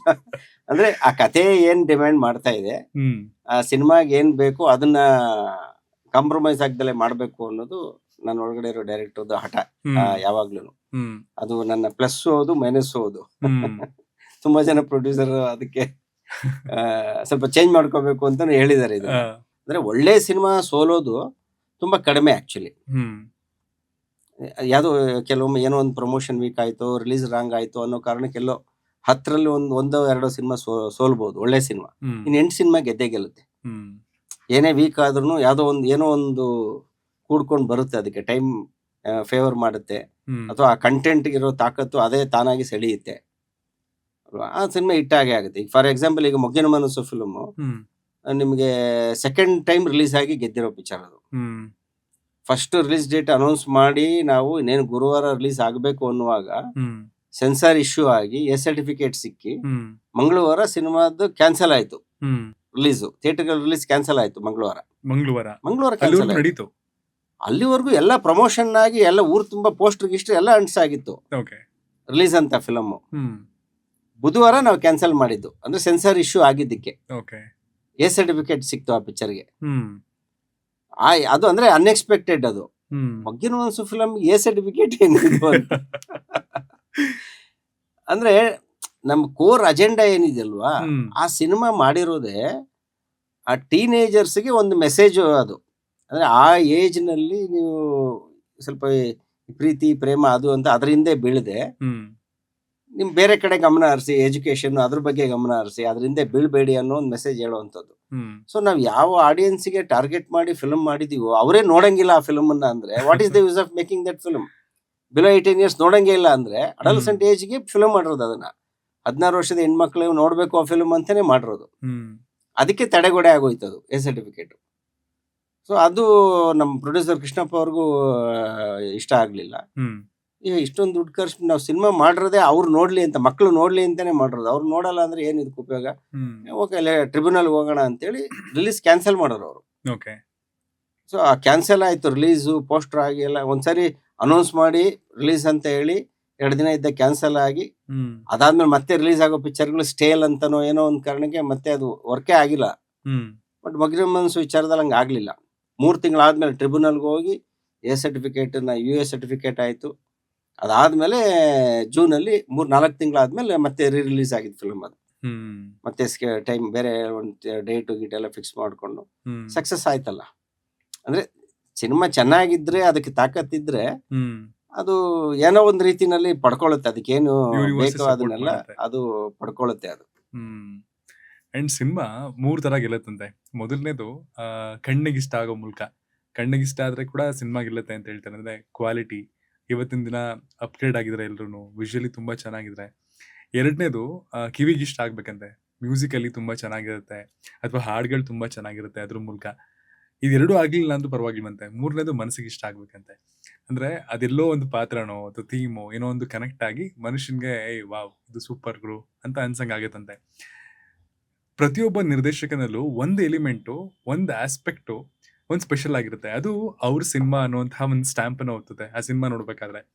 ಆತರ ಶಶಾಂಕ್ ಅವ್ರ ಫಿಲಮ್ ನೋಡ್ಬೇಕಾದ್ರೆ ದಿಸ್ ಇಸ್ ಶಶಾಂಕ್ ಫಿಲಮ್ ಅಂತ ಹೇಳ್ಕೊಡೋದಕ್ಕೆ ನಿಮಗೆ ಗೊತ್ತಿರೋ ಹಾಗೆ ಒಂದು ಆಸ್ಪೆಕ್ಟ್ ಅಥವಾ ಒಂದು ಎಲಿಮೆಂಟು ಸಬ್ ಕಾನ್ಶಿಯಸ್ಲಿ ನೀವು ಬರಿದೇ ಹೋದ್ರೂ ಅದು ತಾನಾಗ್ ತಾನೇ ಬರುತ್ತೆ. ಅಂದ್ರೆ ಅದು ಯಾವುದು? ಅದೇ ಮನ್ಸಿಗೆ ಇಷ್ಟ ಆಗುವಂಥದ್ದು. ಹ್ಮ್. ಮನ್ಸಿಗೆ ಇಷ್ಟ ಆಗ್ಬೇಕು ಅನ್ನೋದು ಅಂದ್ರೆ ಎಮೋಷನಲ್ ಕೋಶೆಂಟ್ ತುಂಬಾ ಸ್ಟ್ರಾಂಗ್ ಆಗಿ ಇರುತ್ತೆ ಹ್ಮ್. ನನ್ನ ಸಿನಿಮಾದಲ್ಲಿ. ಸೊ ಅದು ನಾನು ಯೋಚನೆ ಮಾಡೋ ರೀತಿಯಿಂದನೇ, ಬೇಸಿಕಲಿ ನಾನೇ ಎಮೋಷನಲ್ ಪರ್ಸನ್. ಸೊ ಹಂಗಾಗಿ ನಾನು ಯೋಚನೆ ಮಾಡೋ ರೀತಿ ಎಲ್ಲ ಆ ಆಂಗಲ್ ಅಲ್ಲೇ ಇರುತ್ತೆ. ಅದಕ್ಕೆ ನಮ್ಮ ಸುತ್ತಮುತ್ತ ಇರೋ ಕತೆ ಹುಡುಕ್ತೀನಿ. ಯಾಕೆ ಹ್ಯೂಮನ್ ಸ್ಟೋರಿ ಹೇಳಕ್ ಯಾಕೆ ಇಷ್ಟಪಡ್ತೀನಿ ಅಂದ್ರೆ ಹ್ಯೂಮನ್ಸ್ ಅಲ್ಲಿ ಮಾತ್ರ ಎಮೋಷನ್ ಎದ್ದು ಕಾಣೋದು. ಹ್ಮ್. ಹ್ಮ್. ಹ್ಮ್. ಪ್ರಾಣಿಗಳಲ್ಲೂ ಇದೆ, ಬಟ್ ಹ್ಯೂಮನ್ ಎಮೋಷನ್ಸು ಎಲ್ಲರೂ ಕನೆಕ್ಟ್ ಆಗ್ತಾರೆ ಹ್ಮ್. ಅಲ್ವಾ? ಎಲ್ಲರ ಜೀವನದಲ್ಲೂ ಏನೋ ಒಂದು ನಡೀತಾನೆ ಇರುತ್ತಲ್ಲ. ಸೊ ಅದು ಮೋರ್ ಯೂನಿವರ್ಸಲ್. ಹ್ಮ್. ಆಮೇಲೆ ಯಾವತ್ತಿಗೂ ಉಳ್ಕೊಳ್ಳೋವಂಥದ್ದು ಅಂತ. ನೀವು ನೋಡಿ ಇವತ್ತಿಗೆ ನೀವು ಪುಟ್ಟಣ್ಣ ಕಣಗಾಲ್ ಅವ್ರದ್ದು, ಈಗ ನಾಗರಾವ್ ಫಿಲ್ಮ್ ನೋಡಿ ನೀವು, ಹ್ಮ್. ಅಥವಾ ಬಂಗಾರದ ಮನುಷ್ಯ ನೋಡಿ ಸಿದ್ಧಲಿಂಗಯ್ಯ ಅವ್ರದ್ದು. ಆ ಸಿನಿಮಾಗಳು ಯಾವತ್ತಿಗೂ ನಿಮಗೆ ಔಟ್ಡೇಟೆಡ್ ಅಂತ ಅನ್ಸೋದೇ ಇಲ್ಲ. Correct. Because they are emotionally very strong. Hmm. ಆ ಎಮೋಷನ್ ಯಾವತ್ತೂ ಚೇಂಜ್ ಆಗಲ್ಲ. ಮನುಷ್ಯ ಇರೋವರೆಗೂ ಎಮೋಷನ್ ಚೇಂಜ್ ಆಗಲ್ಲ. ಹ್ಮ್. ಟೆಕ್ನಾಲಜಿ ಚೇಂಜ್ ಆಗುತ್ತೆ, ಹೌದು. ಕತೆ ಹೇಳೋ ಸ್ಟೈಲ್ ಚೇಂಜ್ ಆಗ್ಬೋದು, ಬಟ್ ಕೋರ್ ಎಮೋಷನ್ ಸೇಮ್ ಉಳಿಯುತ್ತೆ. ಅದೇ ನೀವು ಒಂದು ಆಕ್ಷನ್ ಫಿಲ್ಮ್ಗಳನ್ನು ನೋಡಿ, ಹ್ಮ್. ಅವತ್ತಿಗೆ ಅಣ್ಣವ್ರ ಕಾಲದಲ್ಲಿ ಬಿಗ್ಗೆಸ್ಟ್ ಬ್ಲಾಕ್ ಬಸ್ಟರ್ ಅಂತ ಅನ್ಸ್ಕೊಂಡಿರೋ ಆಕ್ಷನ್ ಫಿಲ್ಮ್ ನೀವು ಇವತ್ತಿಗೆ ನೋಡಿದ್ರೆ ಹ್ಮ್. ಅಂದ್ರೆ ನಗ್ತೀವಿ ನಾವು. ಹ್ಮ್. ಅಂದ್ರೆ ಅವತ್ತು ಅದು ಟೆಕ್ನಾಲಜಿ ಮೇಲೆ ಡಿಪೆಂಡ್ ಆಗಿ ಮಾಡಿರ್ತಾರೆ ಆ ಸಿನಿಮಾಗಳನ್ನ. ಅಲ್ಲಿ ಬಂದು ಟೆಕ್ನಾಲಜಿ ಇಂಪಾರ್ಟೆಂಟ್ ಆಗಿರುತ್ತೆ. ಹೌದು. ಅವತ್ತಿನ ಟೈಮ್ಗೆ ಆಕ್ಷನ್ ಹೆಂಗ್ ಕೊರಿಯೋಗ್ರಾಫ್ ಮಾಡಬೇಕು, ಅದಕ್ಕೆ ಏನೇನು ಸೆಟಪ್ ಬೇಕು ಅದನ್ನ ಮಾಡಿರ್ತಾರೆ. ಹ್ಮ್. ಸೊ ಅದು ಏನಾಗುತ್ತೆ, time over the period of time ಅದು ಹಳೇದು ಅಂತ ಅನ್ಸಕ್ ಶುರು ಆಗುತ್ತೆ. ಹೌದು. ಬಟ್ ಎಮೋಷನ್ ಹಂಗೆ ಆಗಲ್ಲ ನಿಮ್ಗೆ. ಹ್ಮ್. ಯಾಕೆ ಇವತ್ತಿಗೂ ನಿಮಗೆ ಬಾಲಚಂದ್ರ ಅವ್ರ ಫಿಲ್ಮು, ಪುಟ್ಟಣ್ಣ ಕಣಗಾಲ್ ಅವ್ರ ಫಿಲ್ಮು, ರಾಜ್ ಕಪೂರ್ ಅವ್ರ ಫಿಲ್ಮು, ಮತ್ತೆ ಋಷಿಕೇಶ್ ಮುಖರ್ಜಿ ಅವ್ರ ಫಿಲ್ಮ್ಸು, ಇವೆಲ್ಲ ಇವತ್ತಿಗೂ ಯಾಕೆ ಯಾವುದೇ ಜನರೇಷನ್ ಎಷ್ಟೇ ವರ್ಷ ಕಳೆದ್ರೂ ಅದನ್ನ ನಾವು ಎಂಜಾಯ್ ಮಾಡ್ತೀವಿ ಅಂದ್ರೆ ಹ್ಮ್. ಅವೆಲ್ಲವೂ ಹ್ಯೂಮನ್ ಸ್ಟೋರೀಸ್. ಹ್ಮ್. ಸ್ಟ್ರಾಂಗ್ ಆಗಿ ಎಮೋಷನ್ಸ್ ಇದೆ ಅದರಲ್ಲಿ. ಅದು ಯಾವತ್ತಿಗೂ ಚೇಂಜ್ ಆಗಲ್ಲ. ಸೊ ಎವರ್ಗ್ರೀನ್ ಫಿಲ್ಮ್ಸ್ ಆಗಿ ಉಳ್ಕೊಂತಾವ ಅಂತವು. ಮುಂಚೆ ಎಲ್ಲ ಸಿನಿಮಾ 50 ದಿನ 100 ದಿನ ಆದ್ರೆ ಹಿಟ್ ಅಂತ ಕನ್ಸಿಡರ್ ಆಗ್ತಾ ಇತ್ತು. ಅಂಡ್ ಅದು ಬರ್ತಾ ಬರ್ತಾ ಒಂದು 25 ದಿನದ ಕಲೆಕ್ಷನ್ ಮೇಲೆ ನಿಂತ್ಕೋತು. ಈಗ ಒಂದ್ ವಾರ ಒಂದು ಸಿನಿಮಾ ಬಾಕ್ಸ್ ಆಫೀಸ್ ಅಲ್ಲಿ ಕಲೆಕ್ಷನ್ ಆಯ್ತು ಅಂದ್ರೆ ಸಕ್ಸಸ್ ಅನ್ನುವಂತಹ ಟ್ಯಾಗ್ ಬೀಳುತ್ತೆ ಅಥವಾ ಹಿಟ್ ಅನ್ನುವಂತಹ ಅದಕ್ಕೆ ಒಂದು ಟ್ಯಾಗ್ ಕೂಡ ಬೀಳುತ್ತೆ. ಬಟ್ ನೀವು ಅಂದ್ರೆ ಸಿಕ್ಸರ್ ಟೈಮಿಂದ ಬಂದಿದ್ದು ನೋಡಿದ್ರೆ 100 ದಿನ ಆದ ತಕ್ಷಣ ಅದೊಂದು ಸೆಲೆಬ್ರೇಷನ್ ಮೋಡೇ ಬೇರೆ. ಅವಾಗ ಒಂದು ಸಿನಿಮಾ ಹಿಟ್ ಅಥವಾ ಅದ್ರ ಸೆಲೆಬ್ರೇಷನ್ ಮೋಡ್ ಬೇರೆ ಥರನೇ ಇರ್ತಿತ್ತು. ಈಗ ಎಲ್ಲವೂ ಈ ಬಾಕ್ಸ್ ಆಫೀಸ್ ಕಲೆಕ್ಷನ್ನು ಅಥವಾ OTT ರೈಟ್ಸ್ ಸೇಲ್ ಆಗೋದು, ಸ್ಯಾಟಲೈಟ್ ರೈಟ್ಸ್ ಸೇಲ್ ಆಗೋದು, ಈ ಥರದ್ದು ಸುಮಾರು ವಿಷಯಗಳಿದೆ. ಅದರಿಂದ ಒಂದು ಫಿಲಮು ಸಕ್ಸಸ್ ಅನ್ನುವಂಥ ಟ್ಯಾಗನ್ನು ಪಡ್ಕೊಡುತ್ತೆ. ಆಸ್ ಎ ಫಿಲ್ಮ್ ಮೇಕರ್ ಇದಕ್ಕೆಲ್ಲ ಅಡಾಪ್ಟ್ ಆಗ್ತಾ ಆ ಸೆಲೆಬ್ರೇಷನ್ನ ಮಿಸ್ ಮಾಡ್ಕೋತಿದ್ದೀರಾ ಅಥವಾ ಇದಕ್ಕೆ ಅಡಾಪ್ಟ್ ಆಗೋದು ಒಂದು ಪ್ರೆಷರಾ? ಬಿಕಾಸ್ ಮೊದಲನೇ ವಾರದಲ್ಲೇ ಬಾಕ್ಸ್ ಆಫೀಸ್ ಕಲೆಕ್ಷನ್ ಕೊಡೋದು ಕೂಡ ಒಂದು ಪ್ರೆಷರ್ ಆಗ್ತಿದೆಯಾ? ಫಸ್ಟ್ ವೀಕಲ್ ಕಲೆಕ್ಷನ್ನು ಅದಕ್ಕಿಂತ ಜಾಸ್ತಿ ಈ ಬೇರೆ ಬಿಸ್ನೆಸ್ ಪ್ರಪೋರ್ಷನ್ಸ್ ಬಂದಿದೆಯಲ್ಲ ಇವಾಗ. ಸಿನಿಮಾ ರಿಲೀಸಿಗೆ ಮುಂಚೆನೆ ಟಿವಿ ರೈಟ್ ಸೇಲ್ ಆಗಬೇಕು, ಡಿಜಿಟಲ್ ಸೇಲ್ ಆಗಬೇಕು, ಅಥವಾ ಡಬ್ಬಿಂಗ್ ರೈಟ್ಸ್ ಏನೋ ಇದೆಯಲ್ಲ ಇದು ಸೇಲ್ ಆಗಬೇಕು.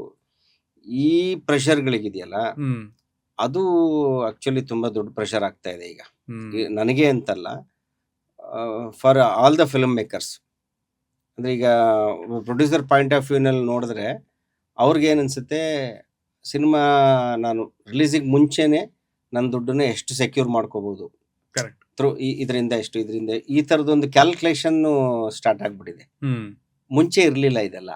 ಮುಂಚೆ ಏನು ಅಂದ್ರೆ ಟಾರ್ಗೆಟ್ ಅಜೆಂಡಾ ಎಲ್ಲದು ಬಂದು ಆಡಿಯನ್ಸ್ ಅಷ್ಟೇನೆ.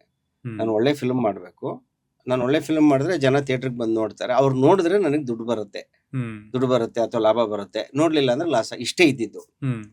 ಈ ರೈಟ್ಸ್ ಅನ್ನು ಈ ಏರಾ ಸ್ಟಾರ್ಟ್ ಆದಾಗಿಂದ ಏನಾಗೋಯ್ತು, ನೀನ್ ಸಿನಿಮಾ ಜನ ನೋಡ್ಲಿಲ್ಲ ಅಂದ್ರೂ ಪರವಾಗಿಲ್ಲ, I can recover my money or I can make profit out of that ಅನ್ನೋ ಒಂದು ಕಾನ್ಸೆಪ್ಟ್ ಸ್ಟಾರ್ಟ್ ಆಗೋಯ್ತು. ದಟ್ ಈಸ್ ವೇರ್ ನಿಮಗೆ ಯಾಕೆ ಈಗ ಸಿನಿಮಾಗಳ ಕ್ವಾಲಿಟಿ ಕೆಳಗಡೆ ಹೋಗ್ತಾ ಬಂತು ಅಂದ್ರೆ ಅದೇ ಕಾರಣಕ್ಕೆ.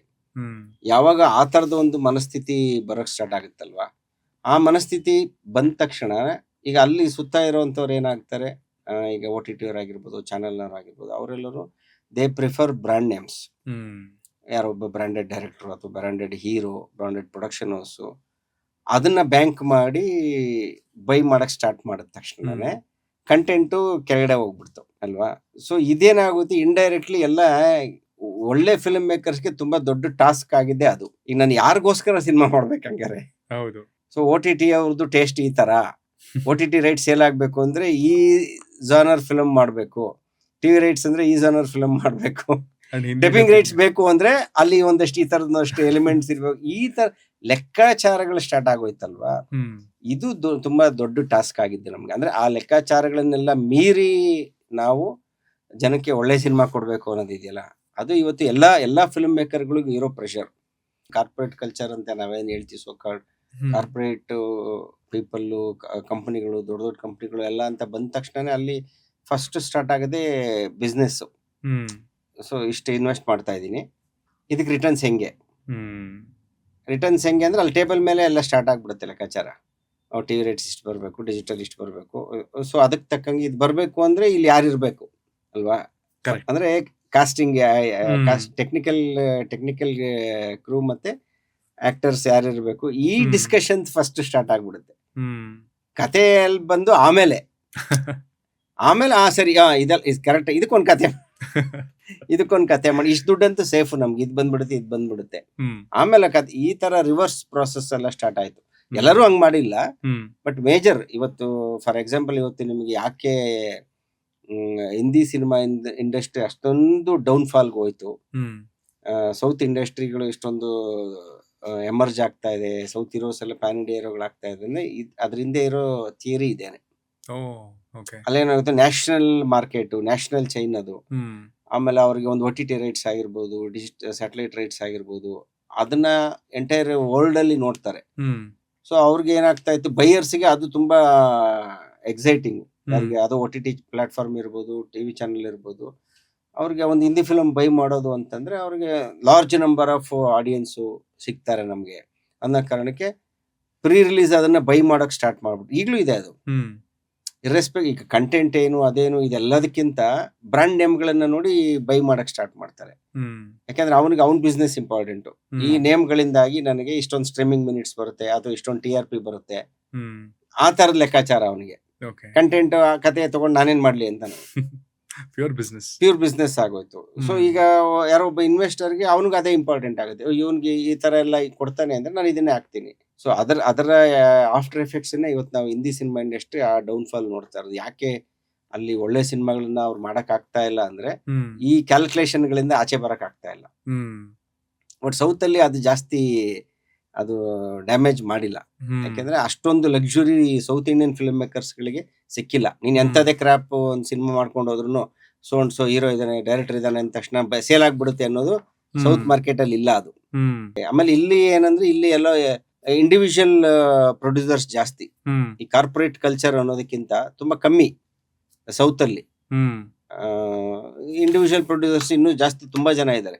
ಇಂಡಿವಿಜುವಲ್ ಪ್ರೊಡ್ಯೂಸರ್ ಅಂದ ತಕ್ಷಣ ಅವರು ಅದ್ರಲ್ಲಿ ಇನ್ವಾಲ್ವ್ ಆಗಿರ್ತಾರೆ, ಕಥೆನಲ್ಲಿ ಇನ್ವಾಲ್ವ್ ಆಗಿರ್ತಾರೆ. ಆಮೇಲೆ ಸಿನಿಮಾ ಗೆಲ್ಬೇಕು, ಜನ ಸಿನಿಮಾ ನೋಡ್ಬೇಕು, ನನ್ನ ಸಿನಿಮಾನ ಜನ ಅಪ್ರಿಶಿಯೇಟ್ ಮಾಡ್ಬೇಕು. ಈಗ ನಮ್ಗೆ ಹೆಂಗೆ ಡೈರೆಕ್ಟರ್ ಗಳಿಗೆ ಆಸೆ ಇರುತ್ತೆ, ಆಕ್ಟರ್ ಗಳಿಗೆ ಆಸೆ ಇರುತ್ತೆ, ಹಂಗೆ ಪ್ರೊಡ್ಯೂಸರ್ಸ್ಗೂ ಆಸೆ ಇರುತ್ತೆ. People should appreciate my film ಅನ್ನೋ ತರಕ್ಕೆ. ಸೊ ಅವಾಗ ಅವರು ಜನನೇ ಟಾರ್ಗೆಟ್ ಮಾಡ್ಕೊಂಡು ಫಿಲಮ್ ಮಾಡ್ತಾರೆ. ಇದು ಎಲ್ಲ ಲೆಕ್ಕಾಚಾರ ಎಲ್ಲ ಇರುತ್ತೆ. ಅದ್ರ ಜೊತೆಗೆ ನಾವು ಒಳ್ಳೆ ಕಂಟೆಂಟ್ ಕೊಡಬೇಕು. ಮಾಡ್ತಿಲ್ಲ. ಅದಕ್ಕೇನೆ we are doing good south Indian film makers. ಯಾರಿಗೇ ಆಗ್ಲಿ, ಯಾರು ಇಲ್ಲೊಬ್ಬ ಡೈರೆಕ್ಟರ್ ಆಗಿ ನನಗಾದ್ರೂ ಅಷ್ಟೇ, ಒಬ್ಬ ಹೀರೋ ಆದ್ರೂ ಅಷ್ಟೇನೆ. ಹೀರೋಗುನು ನನ್ನ ಫಿಲ್ಮ್ ಬಿಫೋರ್ ರಿಲೀಸ್ ಏನಾಯ್ತು, ಪ್ರೊಡ್ಯೂಸರ್ ಸೇಫ್ ಆಗ್ಬಿಟ್ರು, ಅದಾಗ್ಬಿಟ್ರು, ಇದೆಲ್ಲದಕ್ಕಿಂತ ನನ್ನ ಸಿನಿಮಾನ ಜನ ಇಷ್ಟಪಟ್ರ ಇಲ್ವಾ, ದಟ್ ಈಸ್ ವಾಟ್ ಮ್ಯಾಟರ್ಸ್ ಇಲ್ಲಿ ಅಲ್ವಾ. ಸೊ ಹಂಗಾಗಿ ಅವರು ಏನ್ ಮಾಡ್ತಾರೆ, ಇಲ್ಲ ಜನಕ್ಕೆ ಇಷ್ಟ ಆಗ್ಬೇಕು. ಅಫ್ಕೋರ್ಸ್ ಓಕೆ, ನೀವು ಸೇಫ್ ಮಾಡಕ್ ನಿಮ್ದು ಏನೇನಿದೆ ಎಲ್ಲ ಮಾಡ್ಕೊಳ್ಳಿ, ಬಟ್ ಕಂಟೆಂಟ್ ಸ್ಟ್ರಾಂಗ್ ಇರಬೇಕು, ಜನಕ್ಕೆ ಇಷ್ಟ ಆಗೋಂಗ್ ನಾವು ಫಿಲ್ಮ್ ಮಾಡಬೇಕು ಅನ್ನೋದನ್ನ ಸ್ವಲ್ಪ ಎಲ್ಲ ಇಲ್ಲಿ ಅದಕ್ಕೆ ಒತ್ತು ಕೊಡ್ತಾರೆ. ಸೌತ್ ಅಲ್ಲಿ ಒಳ್ಳೆ ಫಿಲ್ಮ್ಸ್ ಜಾಸ್ತಿ ಯಾಕೆ ಬರ್ತಾ ಇದೆ ಹಿಂದಿ ಫಿಲ್ಮ್ ಇಂಡಸ್ಟ್ರಿಗಿಂತ ಅಂತ. ಯಾಕೆಂದ್ರೆ ನೋಡಿ, ನೀವು 2050 OTT era ಸ್ಟಾರ್ಟ್ ಆಗಕ್ ಮುಂಚೆ national level, pan India level ಅಲ್ಲಿ ಅಂತಂದ್ರೆ they are the big stars. ಅಲ್ಲಿರೋ ಡೈರೆಕ್ಟರ್ಗಳೇ ದೊಡ್ಡ ಡೈರೆಕ್ಟರ್ಗಳು, ಆ ಸಿನಿಮಾಗಳೇ ಕೋಟಿಗಟ್ಟಲೆ ಎಲ್ಲ ಕಲೆಕ್ಟ್ ಮಾಡ್ತಾ ಇದ್ದಿದ್ದು. ಸೌತ್ ಇಂಡಿಯನ್ ಫಿಲ್ಮ್ಸ್ ಮಾಡ್ತಾ ಇರ್ಲಿಲ್ಲ. ಈಗ ಅವ್ರನ್ನ ಡಾಮಿನೇಟ್ ಮಾಡಿ ಸೌತ್ ಫಿಲ್ಮ್ಸ್ ಹೋಗ್ತಾ ಇದೆ ಅಂದ್ರೆ ಈ ಡಿಫ್ರೆನ್ಸ್ ಇಂದಾನೇ ಕಾರಣ. ಇದೇ ನಮಗಿದೆ ಆ ಪ್ರೆಷರ್ ಯಾವಾಗ್ಲೂ ಇದ್ದೇ ಇರುತ್ತೆ, ಡೈರೆಕ್ಟರ್ಗಳಿಗೆ ಆ ಪ್ರೆಷರ್ ಇದ್ದೇ ಇರುತ್ತೆ. ಇನೋವೇಟಬಲ್, ಅದು ಏನು ಮಾಡೋಕ್ಕಾಗಲ್ಲ. ಅದ್ರ ಮಧ್ಯದಲ್ಲೇನೆ ಬ್ಯಾಲೆನ್ಸ್ ಮಾಡ್ಬೇಕು ಇವಾಗ ಡೈರೆಕ್ಟರ್ ಆದ್ಮೇಲೆ. ಅದನ್ನೇ ಹೇಳಿದ್ದು, ಈ ಟ್ರಾನ್ಸಿಷನ್ ಪೀರಿಯಡ್, ಈ ಬದಲಾವಣೆ ಎಲ್ಲ ಏನಿದೆಯಲ್ವಾ, ನಾನು ಅದೇ ಕಾಲದಲ್ಲಿ ಹಂಗೇ ಇದ್ದೀನಿ, ಇಲ್ಲಪ್ಪ ನಾನು ಜನಕ್ಕೋಸ್ಕರ ಇಷ್ಟೇ ಹಿಂಗೇ ಫಿಲಮ್ ಮಾಡ್ತೀನಿ ನಾನು ಅಂತ ಹಂಗಾಗಲ್ಲ ಇವಾಗ. We have to adapt according to situations. ಹೌದು, ಯಾರೋ ಒಬ್ರು ಪ್ರೊಡ್ಯೂಸರ್ ಬರ್ತಾ ಇದಾರೆ, ಇನ್ವೆಸ್ಟ್ ಮಾಡ್ತಾ ಇದಾರೆ ಅಂದಾಗ ಅವ್ರ ಇಂಟ್ರೆಸ್ಟ್ ಸೆಕ್ಯೂರ್ ಮಾಡಕ್ಕೆ ಇದನ್ನ ಕನ್ಸಿಡರ್ ಮಾಡ್ಬೇಕು. ಬಟ್ ಎಲ್ಲಿ ಡ್ಯಾಮೇಜ್ ಆಗ್ಬಾರ್ದು, ಸಿನಿಮಾಗೆ ಡ್ಯಾಮೇಜ್ ಆಗದಂಗೆ ಇದನ್ನೆಲ್ಲ ಹೆಂಗ್ ಮಾಡಬಹುದು ಅದನ್ನ ಯೋಚನೆ ಮಾಡ್ಬೇಕು. ಅದು ಎಲ್ಲ ಈಗ it is falling under directors category. ಡೈರೆಕ್ಟರ್ಗಳಿಗೆ ಅದು ಅಡಿಷನಲ್ ಟಾಸ್ಕ್. ನಾನು ಒಳ್ಳೆ ಕತೆ ಮಾಡಿದೆ, ಒಳ್ಳೆ ಸಿನಿಮಾ ಮಾಡಿದೆ ಅಷ್ಟೇ ಸಾಕಾಗಲ್ಲ. ಈ ಬಿಸ್ನೆಸ್ ನ ಹೆಂಗೆಲ್ಲ ಹ್ಯಾಂಡಲ್ ಮಾಡೋದಕ್ಕೆ ಏನೇನ್ ಸ್ಪೇಸ್ ಇದೆ, ಈ ಕಥೆನಲ್ಲೇ ಆಗಿರ್ಬೋದು, ಬೇರೆ ಕಾಸ್ಟಿಂಗ್ ಎಲ್ಲ ಆಗಿರ್ಬೋದು, ಅದನ್ನು ನಾವು ಕೇರ್ ತಗೋಬೇಕಾಗುತ್ತೆ. ತುಂಬಾ ದೊಡ್ಡ ದೊಡ್ಡ ಸೂಪರ್ ಸ್ಟಾರ್ಗಳನ್ನ ಇಟ್ಕೊಂಡು ಮಾಡುವಾಗ ಅಂತ ಸಿನಿಮಾಗಳಿಗೆ ಅದೆಲ್ಲ ಜಾಸ್ತಿ ಮ್ಯಾಟರ್ ಆಗಲ್ಲ. ಯಾಕೆಂದ್ರೆ ಅವರೇ ಅದನ್ನ ಎಲ್ಲ ಅರ್ಧ ಪ್ರಾಬ್ಲಮ್ ಅವರೇ ಸಾಲ್ವ್ ಮಾಡ್ತಾರೆ. ಆ ಬ್ರಾಂಡ್ ನೇಮ್ ಇಂದಾನೆ ಅರ್ಧ ಆಗೋಗ್ಬಿಡುತ್ತೆ. ದೊಡ್ಡ ಸೂಪರ್ ಸ್ಟಾರ್ಗಳಿಲ್ಲ, ನಾವು ಕಂಟೆಂಟ್ ಇಟ್ಕೊಂಡು ಏನೋ ಮಾಡ್ತಾ ಇದೀವಿ ಅಂದಾಗ ಈ ಎಕ್ಸ್ಟರ್ನಲ್ ಫ್ಯಾಕ್ಟರ್ಸ್ನೆಲ್ಲ ನಾವು ತಲೆಯಲ್ಲಿ ಇಟ್ಕೊಳ್ಳೇಬೇಕಾಗತ್ತೆ. ಸೊ ಅದು ಅಡಿಷನಲ್ ಪ್ರೆಷರ್. ಬಟ್ ಏನ್ ಮಾಡಕ್ಕಾಗಲ್ಲ. ಇವತ್ತು ನಾಟ್ ಓನ್ಲಿ ಫಿಲ್ಮ್ ಇಂಡಸ್ಟ್ರಿ ಅಂತ ಅಲ್ಲ, ನೀವ್ ಎಲ್ಲೇ ಹೋಗಿ ಯಾವುದೇ ಜಾಬ್ ಮಾಡಿ ಇವತ್ತು ಬರೀ ನಮ್ ಕೆಲಸ ಮಾತ್ರ ನಾವು ಮಾಡಿದ್ರೆ ಸಾಕಾಗ್ತಾ ಇಲ್ಲ. ಇವತ್ತು ಅದ್ರ ಜೊತೆಗೆ ಒಂದಷ್ಟು ಮ್ಯಾನೇಜ್ಮೆಂಟ್ ಅನ್ನೋದು ಒಂದಷ್ಟು ಬರ್ತಾ ಇದೆ ಪ್ಯಾಕೇಜ್. ಎಲ್ಲಾ ಕೆಲಸದಲ್ಲೂ ನಾನು ಹೇಳೋದು, ನೀವು ಹೋಗಿ ನಾನು ಗಾರೆ ಕೆಲಸ ಮಾಡಿದ್ರು ನಾವು ಮುಂಚೆ ತರ ಅವ್ನ್ ಮೇಸ್ತ್ರಿ ಅವ್ನ್ ಗಾರೆ ಕೆಲಸ ಮಾಡ್ದೆ ಅಷ್ಟು ಬಂದ್ರೆ ಸಾಕಾಗ್ತಾ ಇಲ್ಲ. ಅಲ್ಲೂ ಏನೋ ಒಂದಷ್ಟು ಮ್ಯಾನೇಜ್ ಮಾಡೋವಂಥದ್ದು ಇರುತ್ತೆ. ಅವ್ನ ಮೇಲಿರೋರ್ನ, ಕೆಳಗಿರೋರ್ನ, ಇವ್ರನ್ನ ಮ್ಯಾನೇಜ್ ಮಾಡೋ ಸ್ಕಿಲ್ ಅದೆಲ್ಲ ಅವ್ನು ಡೆವಲಪ್ ಮಾಡ್ಕೊಳ್ಳೇಬೇಕು ಅವ್ನು ಸಕ್ಸೀಡ್ ಆಗ್ಬೇಕು ಅಂದ್ರೆ. ಟೈಮ್ ಹಂಗ್ ಚೇಂಜ್ ಆಗಿದೆ. So part of our business. Bollywood ಅಲ್ಲಿ ಈ ತರ ಬದಲಾವಣೆ ಆದ್ರೆ ಸೌತ್ ಇಂಡಿಯಾದಲ್ಲಿ, ಎಸ್ಪೆಷಲಿ ಸೌತ್ ಇಂಡಿಯನ್ ಡೈರೆಕ್ಟರ್ಸ್ ಅಲ್ಲಿ ಈ national reach, pan India films ಅನ್ನೋ ವೇವ್ ಏನ್ ಬಂತು, ಅದರಿಂದಾನು ಒಂದಷ್ಟು ಬದಲಾವಣೆಗಳಾಯ್ತು. ಅಂಡ್ ಆಫ್ ಕೋರ್ಸ್ ಇವಾಗ ಬ್ಲಾಕ್ ಬಸ್ಟರ್ ಡೈರೆಕ್ಟರ್ಸ್ ನಿಮ್ ತರದವರು ನೆಕ್ಸ್ಟ್ ಏನು ಅಂತ ಇದ್ರೆ ಅದು it's a pan India. Because ಏನಕ್ಕೆ ಅಂತಂದ್ರೆ ಅಫ್ಕೋರ್ಸ್ ಒಂದು ನ್ಯಾಷನಲ್ ವೈಡ್ ಮಾರ್ಕೆಟು ಅಂಡ್ ಇನ್ನೊಂದು ಬಾಕ್ಸ್ ಆಫೀಸ್ ಕಲೆಕ್ಷನ್. ಬಿಕಾಸ್ ದೊಡ್ಡ ಸಿನಿಮಾ ಮಾಡ್ಬೋದು, ದೊಡ್ಡ ಕನಸನ್ನ ಕಾಣ್ಬೋದು ಅಂತ. ಇದರಲ್ಲಿ of course it has its pros and cons. ಅಂದ್ರೆ ಪಾಸಿಟಿವ್ ಇದೆ, ನೆಗೆಟಿವ್ ಇದೆ. ರೂಟೆಡ್ ಸಿನಿಮಾಗಳನ್ನ ಮಾಡೋದು ಅಥವಾ ಕೋರ್ ಎಲಿಮೆಂಟ್ ಅಲ್ಲೇ ಎಲ್ಲಾನು ಸೀಮಿತವಾಗಬೇಕು, ಅಲ್ಲಿಗೆಲ್ಲಾನು ತಲುಪಬೇಕು ಅದು ಕರೆಕ್ಟ್ ಆಗಿ. ಅಟ್ ದ ಸೇಮ್ ಟೈಮ್ ಅದು ಪ್ಯಾನ್ ಇಂಡಿಯಾಗೆ ಸೂಟ್ ಆಗೋ ಥರದ ಕಥೆನಾ ಇಲ್ವಾ, ಈ ಥರದ್ದು ಎಲ್ಲ ಲೆಕ್ಕಾಚಾರಗಳು ಆಗುತ್ತೆ. ನಿಮಗೆ ಈ ಚಾಲೆಂಜು, ಈ ಪ್ರೆಷರ್ ನಿಮಗೂ ಫೇಸ್ ಮಾಡಿದ್ದೀರಾ? ಬಿಕಾಸ್ ಏನಕ್ಕೆ ಅಂದರೆ ಕನ್ನಡದಲ್ಲಿ ಅಂತ ಬಂದಾಗ you are one of the top directors ಲಿಸ್ಟಲ್ಲೇ ಬರ್ತೀರಾ. ಸೊ ಈ ಪ್ರೆಷರ್ ನಿಮ್ಗೂ ಇದೆಯಾ? ಅಂದ್ರೆ ನೆಕ್ಸ್ಟ್ ಎಲ್ಲರೂ ಕೇಳೋದು ಅಥವಾ ನಿಮ್ಮಲ್ಲೇ ಆಗುವಂತಹ ತೊಳಲಾಟ, ನಾನು ನೆಕ್ಸ್ಟ್ ಪ್ಯಾನ್ ಇಂಡಿಯಾ ಫಿಲ್ಮ್ ಮಾಡ್ಬೇಕು ಅಥವಾ ಈ ಒಂದು ರೀಚ್ ನ ದೊಡ್ಡದ್ ಮಾಡ್ಕೋಬೇಕು ಅನ್ನೋ ಒಂದು ಫೈಟ್ ಇಂಟರ್ನಲ್ಲಿ ಆಗ್ತಿರುತ್ತಲ್ಲ, ಅದಕ್ಕೇನು ಉತ್ತರ? ಅಲ್ಲ, ಅದು ಎಲ್ಲಾ ಡೈರೆಕ್ಟರ್ಸ್ಗೂ ಇದ್ದೇ ಇರುತ್ತೆ. ಆ, ಅದಕ್ಕೆ ನಾನೇನು ಹೊರತಾಗಿಲ್ಲ. ಇನ್ಫ್ಯಾಕ್ಟ್ ಇದು ಈಗಲ್ಲ, ನಮ್ಗೆ ಅವಾಗಿಂದಾನೇ, ಈಗ ಬಚ್ಚನ್ ಮಾಡ್ದಾಗಿಂದಾನೇ ಇತ್ತು ಅದು. ಅಂದ್ರೆ ಒಂದು ಆಸ್ ಎ ಫಿಲ್ಮ್ ಮೇಕರ್ ನನಗೆ, ನಾನು ಒಬ್ಬ ಡೈರೆಕ್ಟರ್ ಆಗೋದಕ್ಕೆ ಮುಂಚೆ ಒಬ್ಬ ಆಡಿಯನ್ ಆಗಿದ್ದಾಗ, ಅಥವಾ ಇನ್ನು 1-2 ಫಿಲ್ಮ್ ಡೈರೆಕ್ಟರ್ ಆಗಿದ್ದಾಗ, ಇಲ್ಲಿ ಅದರಲ್ಲೂ ಕನ್ನಡದಲ್ಲಿ ಕನ್ನಡ ಇಂಡಸ್ಟ್ರಿಯಲ್ಲಿ ಇರುವಂತ ಟೆಕ್ನಿಷಿಯನ್ಸ್ ಮತ್ತೆ ಆಕ್ಟರ್ಗಳಿಗೆ ಆಗಿರುವಂತ ಹ್ಯೂಮಿಲೇಷನ್ ಇದು. ಒಂದ್ ಏನ್ ಹ್ಯೂಮಿಲೇಟ್ ಆಗ್ತಾ ಇತ್ತು ಅಂದಾಗ, ನಮ್ದು ಯಾವ್ದೋ ಒಂದು ಫಿಲ್ಮ್ ರಿಲೀಸ್ ಆಗ್ತಾ ಇದೆ ಅಂದಾಗ, ಅದನ್ನಕ್ಕಿಂತ ದೊಡ್ಡದು ಯಾವ್ದೋ ಒಂದು ಬೇರೆ ಲ್ಯಾಂಗ್ವೇಜ್ ಒಂದು ದೊಡ್ಡ ಸಿನಿಮಾ ಬರ್ತಾ ಇದೆ ಅಂದ್ರೆ, ಅದಕ್ಕೆ ಜಾಸ್ತಿ ಸ್ಕ್ರೀನ್ಸು, ಅದಕ್ಕೆ ಜಾಸ್ತಿ ಮೈಲೇಜು ಇದೆಲ್ಲ ಸಿಗ್ತಾ ಇದ್ದಾಗ, ನಮ್ಮ ಸ್ಟೇಟ್ ಅಲ್ಲಿ ನಮ್ಮ ಸಿನಿಮಾಗಳಿಗಿನ್ನ ಆ ಸಿನಿಮಾಗಳಿಗೆ ಬೆಲೆ ಜಾಸ್ತಿ ಇದೆಯಲ್ಲ, ಇದನ್ನ ಹೆಂಗಾದ್ರೂ ನಾವು ಓವರ್ಕಮ್ ಮಾಡ್ಬೇಕು. ನಮ್ ಸ್ಟೇಟ್ ಅಲ್ಲಿ ನಮ್ಮ ಸಿನಿಮಾಗಳೇ ಡಾಮಿನೇಟ್ ಆಗೋಂಗ್ ಮಾಡ್ಬೇಕು. ಆಮೇಲೆ ನನ್ನದೇ ಆದ ನನ್ನ ಭಾಷೆನಲ್ಲಿ ನಾನು ಸಿನಿಮಾ ಮಾಡಿ ಅದು ಎಲ್ಲಾ ಕಡೆಗೂ ಹೋಗೋಂಗ್ ಆಗ್ಬೇಕು. ಈ ತರ ಫಿಲ್ಮ್ ಮಾಡ್ಬೇಕು ಅನ್ನೋದು ನನಗೂ ಆಸೆ ಇತ್ತು. ಯಾಕಂದ್ರೆ ನನ್ನ ಟೈಮಲ್ಲಿ ನಾನು ನೋಡ್ತಾ ಇದ್ದಿದ್ದು ಯಾರು ಫಿಲ್ಮ್ಸ್ ಅನ್ನ, ಮಣಿರತ್ನಂ ಫಿಲಮ್ ನೋಡ್ತಾ ಇದ್ದೆ. ಮಣಿರತ್ನಂ ಒಂದು ತಮಿಳಲ್ಲಿ ಒಂದು ಫಿಲಮ್ ಮಾಡೋರು, ದೇಶ ತುಂಬಾ ಸುದ್ದಿ ಆಗೋದು. ಶಂಕರ್ ತಮಿಳಲ್ಲಿ ಫಿಲ್ಮ್ ಮಾಡೋರು, ದೇಶ ತುಂಬಾ ಸುದ್ದಿ ಆಗೋದು. ರಾಜಮೌಳಿ ತೆಲುಗಲ್ಲಿ ಫಿಲ್ಮ್ ಮಾಡೋರು, ದೇಶ ತುಂಬಾ ಸುದ್ದಿ ಆಗ್ತಾ ಇತ್ತು. ನಾವು ಈ ತರ ಯಾಕೆ ಮಾಡಕ್ಕಾಗಲ್ಲ, ನಾವು ಮಾಡ್ಬೋದಲ್ಲ, ನಾವು ಆ ತರ ಮಾಡಿ ನಮ್ಮ ಇಂಡಸ್ಟ್ರಿ ನಂಗೆ ಹೋಗ್ಬೋದಲ್ಲ, ಈ ಆಸೆ ನನಗೂ ಇತ್ತು. ಆ ಒಂದು ಆಸೆಯ ಪ್ರತಿಫಲನೇ ಬಚ್ಚನ್ ಸಿನಿಮಾ ಮಾಡಿದ್ ನಾನು. ಅಂದ್ರೆ ಎಲ್ಲಾ ಪಿಕ್ಚರ್ ಹಂಗ್ ನಾವು ಡ್ರೀಮ್ ಮಾಡಕ್ಕಾಗಲ್ಲ. ಸುದೀಪ್ ಅಂತ ಆಕ್ಟರ್ ಸಿಕ್ಕಿದಾಗ ನಾನು, ಇಲ್ಲ, ನಾವು ಈ ಸರಿ ನಮಗೂ ಅವಕಾಶ ಇದೆ, ನಾವು ಕನ್ನಡದಲ್ಲಿ ಒಂದು ಫಿಲ್ಮ್ ಮಾಡಿ ಅದು ಎಲ್ಲಾ ಲ್ಯಾಂಗ್ವೇಜ್ ಹೋಗಂಗ್ ಮಾಡ್ಬೋದು ಅಂತ, ಅದೇ ಫಸ್ಟ್ ಅಟೆಂಪ್ಟ್ ಅವತ್ತೇ ಮಾಡಿದೆ. ಬಟ್ ಇವತ್ತಿನಷ್ಟು ಈಸಿ ಇರ್ಲಿಲ್ಲ. ಅಂದ್ರೆ ಟೆಕ್ನಾಲಜಿ, ಕಥೆ ಅದು ಇದು ಅದೆಲ್ಲ ಸೇಮ್ ಹಂಗೆ ಇದೆ. ಬಟ್ ಅವತ್ತಿಗೆ ನಾವು ಸೈಮಲ್ಟೇನಿಯಸ್ ಆಗಿ ಎಂಟೈರ್ ಇಂಡಿಯಾ ಸಿನಿಮಾ ರಿಲೀಸ್ ಮಾಡೋದು ತುಂಬಾ ಟಫ್ ಇತ್ತು. ಅಂದ್ರೆ ಅವಾಗಿನ್ನು ಪ್ರಿಂಟ್ ಕಾಲ, ಅವಾಗ ಪ್ರಿಂಟ್ ಗಳನ್ನ ತಲುಪಿಸೋದು, ಅಷ್ಟೊಂದು ಪ್ರಿಂಟ್ ಡಿಜಿಟಲ್ ಅವಾಗನ್ನೇ ಇನ್ನು ಶುರು ಆಗಿತ್ತು ಅಷ್ಟೇ, ಅದು ಇಷ್ಟು ವಾಸ್ಟ್ ಆಗಿರ್ಲಿಲ್ಲ. ಸೊ ಹಂಗಾಗಿ ಅವತ್ತಿಗೆ ಅದು ಸ್ವಲ್ಪ ಡಿಫಿಕಲ್ಟ್ ಇತ್ತು. But we tried hour level best ಮಾಡಿ, ಡಬ್ಬಿಂಗ್ ಮಾಡಿ, ಬೇರೆ ಲ್ಯಾಂಗ್ವೇಜ್ಗೆಲ್ಲ ಹೋಯ್ತು ಅದು ಸಿನಿಮಾ. ಸ್ವಲ್ಪ ಲೇಟರ್ ಸ್ಟೇಜಸ್ ಅಲ್ಲಿ ರಿಲೀಸ್ ಆಯ್ತು ಸಿನಿಮಾ. ಅದಾದ್ಮೇಲೆ ಮತ್ತೆ ನಾನು ಕೇಮ್ ಬ್ಯಾಕ್. ಅಂದ್ರೆ ಮತ್ತೆ ಆ ತರದೊಂದು ಸ್ಟಾರ್ ಆಗ್ಲಿ ಅಥವಾ ಆ ತರದೊಂದು ದೊಡ್ಡ ಕ್ಯಾನ್ವಾಸ್ ನ ಕಥೆ ಆಗ್ಲಿ ಇರ್ಲಿಲ್ಲ ನನ್ನ ಹತ್ರ. ಸೊ ನನ್ನ ಹತ್ರ ಏನಿತ್ತು ಅದನ್ನ ಮಾಡ್ಕೊಂಡೇ ಬಂದೆ. ಮತ್ತೆ ಆ ತರದೊಂದು ಪ್ಯಾನ್ ಇಂಡಿಯಾ ಅದು ಇದು ಇದೆಲ್ಲ ಮಾಡೋ ಕನ್ಸ್ ಕಾಣ್ಬೋದು. ಬಟ್ ಆಫ್ ಲೇಟ್ ಈಗ ಏನಂದ್ರೆ ತುಂಬಾ ಖುಷಿ ಪಡುವಂತ ವಿಚಾರ, ಟಿಲ್ ಕಾಂತಾರ ಬರೋರ್ಗು ಒಂದು ಇದಿತ್ತು, ವಾತಾವರಣ ಇತ್ತು. ಈಗ KGF ತರದ ಒಂದು cinema PAN India level sound ಮಾಡಿದ ತಕ್ಷಣನೇ, ಓಕೆ, ಪ್ಯಾನ್ ಇಂಡಿಯಾ ಫಿಲ್ಮ್ ಮಾಡಬೇಕು ಅಂದ್ರೆ ಈ ತರ ಒಂದು 40-50 ಕೋಟಿನಾರು ಹಾಕ್ಬೇಕು, ಅಷ್ಟು ದೊಡ್ಡ ಸ್ಕೇಲಲ್ಲಿ ಮಾಡಬೇಕು, ವಿಜುವಲ್ ಗ್ರ್ಯಾಂಡ್ಯೂರ್ ಬೇಕು, ಅದಿದ್ರೆ ಮಾತ್ರ ಪ್ಯಾನ್ ಇಂಡಿಯಾ ಆಗುತ್ತೆ ಅನ್ನೋ ಒಂದು ಕಲ್ಪನೆ ಇತ್ತು. ನನಗೂ ಅದೇ ಇದ್ದಿದ್ದು, ಆಲ್ಮೋಸ್ಟ್ ಎಲ್ರಿಗೂ ಅದೇ ಇದ್ದಿದ್ದು. ಅದನ್ನ ಕಾಂತಾರ ಬಂದು ಬ್ರೇಕ್ ಮಾಡ್ಬಿಡ್ತು. ಇಲ್ಲ ಇಲ್ಲ, ಹಂಗೇನಿಲ್ಲ, ನಾವೊಂದು ರೂಟೆಡ್ ಕತೆ, ನಮ್ಮ ಮಣ್ಣಿನ ಕತೆ ಹೇಳಿ ಕೂಡ ಅದು ಕೂಡ ಪ್ಯಾನ್ ಇಂಡಿಯಾ ಆಗುತ್ತೆ ಅನ್ನೋದಕ್ಕೆ ಒಂದು ಎಕ್ಸಾಂಪಲ್ ಆಗೋಯ್ತು ಕಾಂತಾರ. ಅದೇ ಇಂಡಿಯಾದಲ್ಲಿ ಅದೇ ಫಸ್ಟ್. ಒಂದು 15 ಕೋಟಿನಲ್ಲಿ ಮಾಡಿರೋ ಫಿಲಮ್ ಎಂಟೈರ್ ನೇಷನ್ ಮೆಚ್ಕೊಂತಲ್ಲ. ಪ್ರಾಬಬ್ಲಿ 15 ಕೋಟಿಲ್ ಮಾಡಿದ ಸಿನಿಮಾ ಪ್ಯಾನ್ ಇಂಡಿಯಾ ವೈಡ್ ಅಲ್ಲಿ ಹಿಟ್ ಆಗಿ ಯಾವ್ದು ಎಕ್ಸಾಂಪಲ್ ಇಲ್ಲ. ಅಲ್ಲ, ಅದೇ ಫಸ್ಟ್, ಕಾಂತಾರನೇ ಫಸ್ಟ್. ಅಲ್ಲಿವರೆಗೂ ಪ್ಯಾನ್ ಇಂಡಿಯಾ ಫಿಲ್ಮ್ ಅಂದ್ರೆ ದೊಡ್ಡ ದೊಡ್ಡ ಸ್ಟಾರ್ಗಳು, ದೊಡ್ಡ ದೊಡ್ಡ ಬಜೆಟ್, ಅಂದ್ರೆ ವಿಜುವಲ್ ಗ್ರ್ಯಾಂಡ್ಯೂರ್ ಇದ್ರೆ ಮಾತ್ರ ಪ್ಯಾನ್ ಇಂಡಿಯಾ. ಅಂದ್ರೆ we use to believe that. ಯಾಕೆಂದ್ರೆ ಅದು ಪ್ರೂವ್ ಆಗಿರ್ಲಿಲ್ಲ. ನಾವು ಯಾವುದೇ ಮನುಷ್ಯರಾಗಿ ನಾವು ಯಾವ್ದನ್ನೇ ಆಗ್ಲಿ ನಂಬೋದು, ಯಾವ್ದು ಪ್ರೂವ್ ಆಗಿರುತ್ತೋ ಅದನ್ನ ಮಾತ್ರ ನಂಬೋದು ನಾವು, ಅಲ್ವಾ? ಬಟ್ ನಾಟ್ ಓನ್ಲಿ ಸಿನಿಮಾ ಅಂತಲ್ಲ, ಎಲ್ಲ ವಿಚಾರದಲ್ಲೂ ಅಷ್ಟೇನೆ. ಸೊ ಅಲ್ಲಿವರೆಗೂ ಅದು ಪ್ರೂವ್ ಆಗಿರ್ಲಿಲ್ಲ. ಕಾಂತಾರ ಬಂದು ಆ ಮಿತ್ತನ್ನ ಹೊಡಿತು, ಅಲ್ವಾ? ಅದರಿಂದ ನೆಕ್ಸ್ಟ್ ಲೆವೆಲ್ ಇವಾಗ ಸೂಫ್ರಮ್ ಸೋ. ಕಾಂತಾರ ಆದ್ರೂ ಪರವಾಗಿಲ್ಲ, ಒಂದು 15 ಕೋಟಿ ಖರ್ಚು ಮಾಡಿ.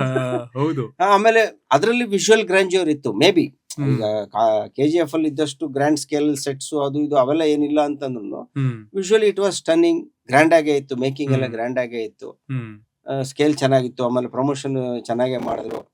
ಅಂದ್ರೆ ಬಟ್ ಅದೆಲ್ಲ ಏನು ಇಲ್ದಲೇನೆ, ಯಾರು ಅಂತಾನೆ ಗೊತ್ತಿಲ್ದಲೇ ಇರೋ, ಆಕ್ಚುಲಿ ಪೋಸ್ಟರ್ ಅಲ್ಲಿ ಆರ್ಟಿಸ್ಟ್ ಯಾರು ಅಂತಾನು ಕಾಣಿಸ್ತಾ ಇಲ್ಲ ಅಲ್ಲ, ಆ ತರದ ಒಂದು ಕಂಟೆಂಟೇ ಸ್ಟ್ರಾಂಗ್ ಕಂಟೆಂಟ್ ಇರುವಂತ ಒಂದು ಫಿಲ್ಮ್ ಕೂಡ ಪ್ಯಾನ್ ಇಂಡಿಯಾ ಲೆವೆಲ್ ಹೋಗುತ್ತೆ ಅನ್ನೋದನ್ನ ಸೂಫ್ರಮ್ಸ್ ಪ್ರೂವ್ ಮಾಡಿದೆ ಇವಾಗ. ಸಬ್ಸ್ಟೆನ್ಸ್ ಓವರ್ ಸ್ಟೈಲ್ ಅಂತಾರಲ್ಲ, ಅಷ್ಟೇ. ಸೊ ಅದು ಅಂದ್ರೆ ವೆರಿ ಗುಡ್ ಆಕ್ಚುಲಿ. ಅಂದ್ರೆ ಎಲ್ಲಾ ಮಿತ್ಗಳು ಬ್ರೇಕ್ ಆಗೋಯ್ತು. ಅಲ್ಟಿಮೇಟ್ ಕಂಟೆಂಟೇ ಕಿಂಗ್ ಅನ್ನೋದನ್ನ ಮತ್ತೆ ಪ್ರೂವ್ ಮಾಡ್ತಾ ಇದೆ. ಒಂದಷ್ಟು ದಿನ ಮರ್ತೋಗ್ಬಿಟ್ಟಿತ್ತು ಆನೆಸ್ಟ್ಲಿ.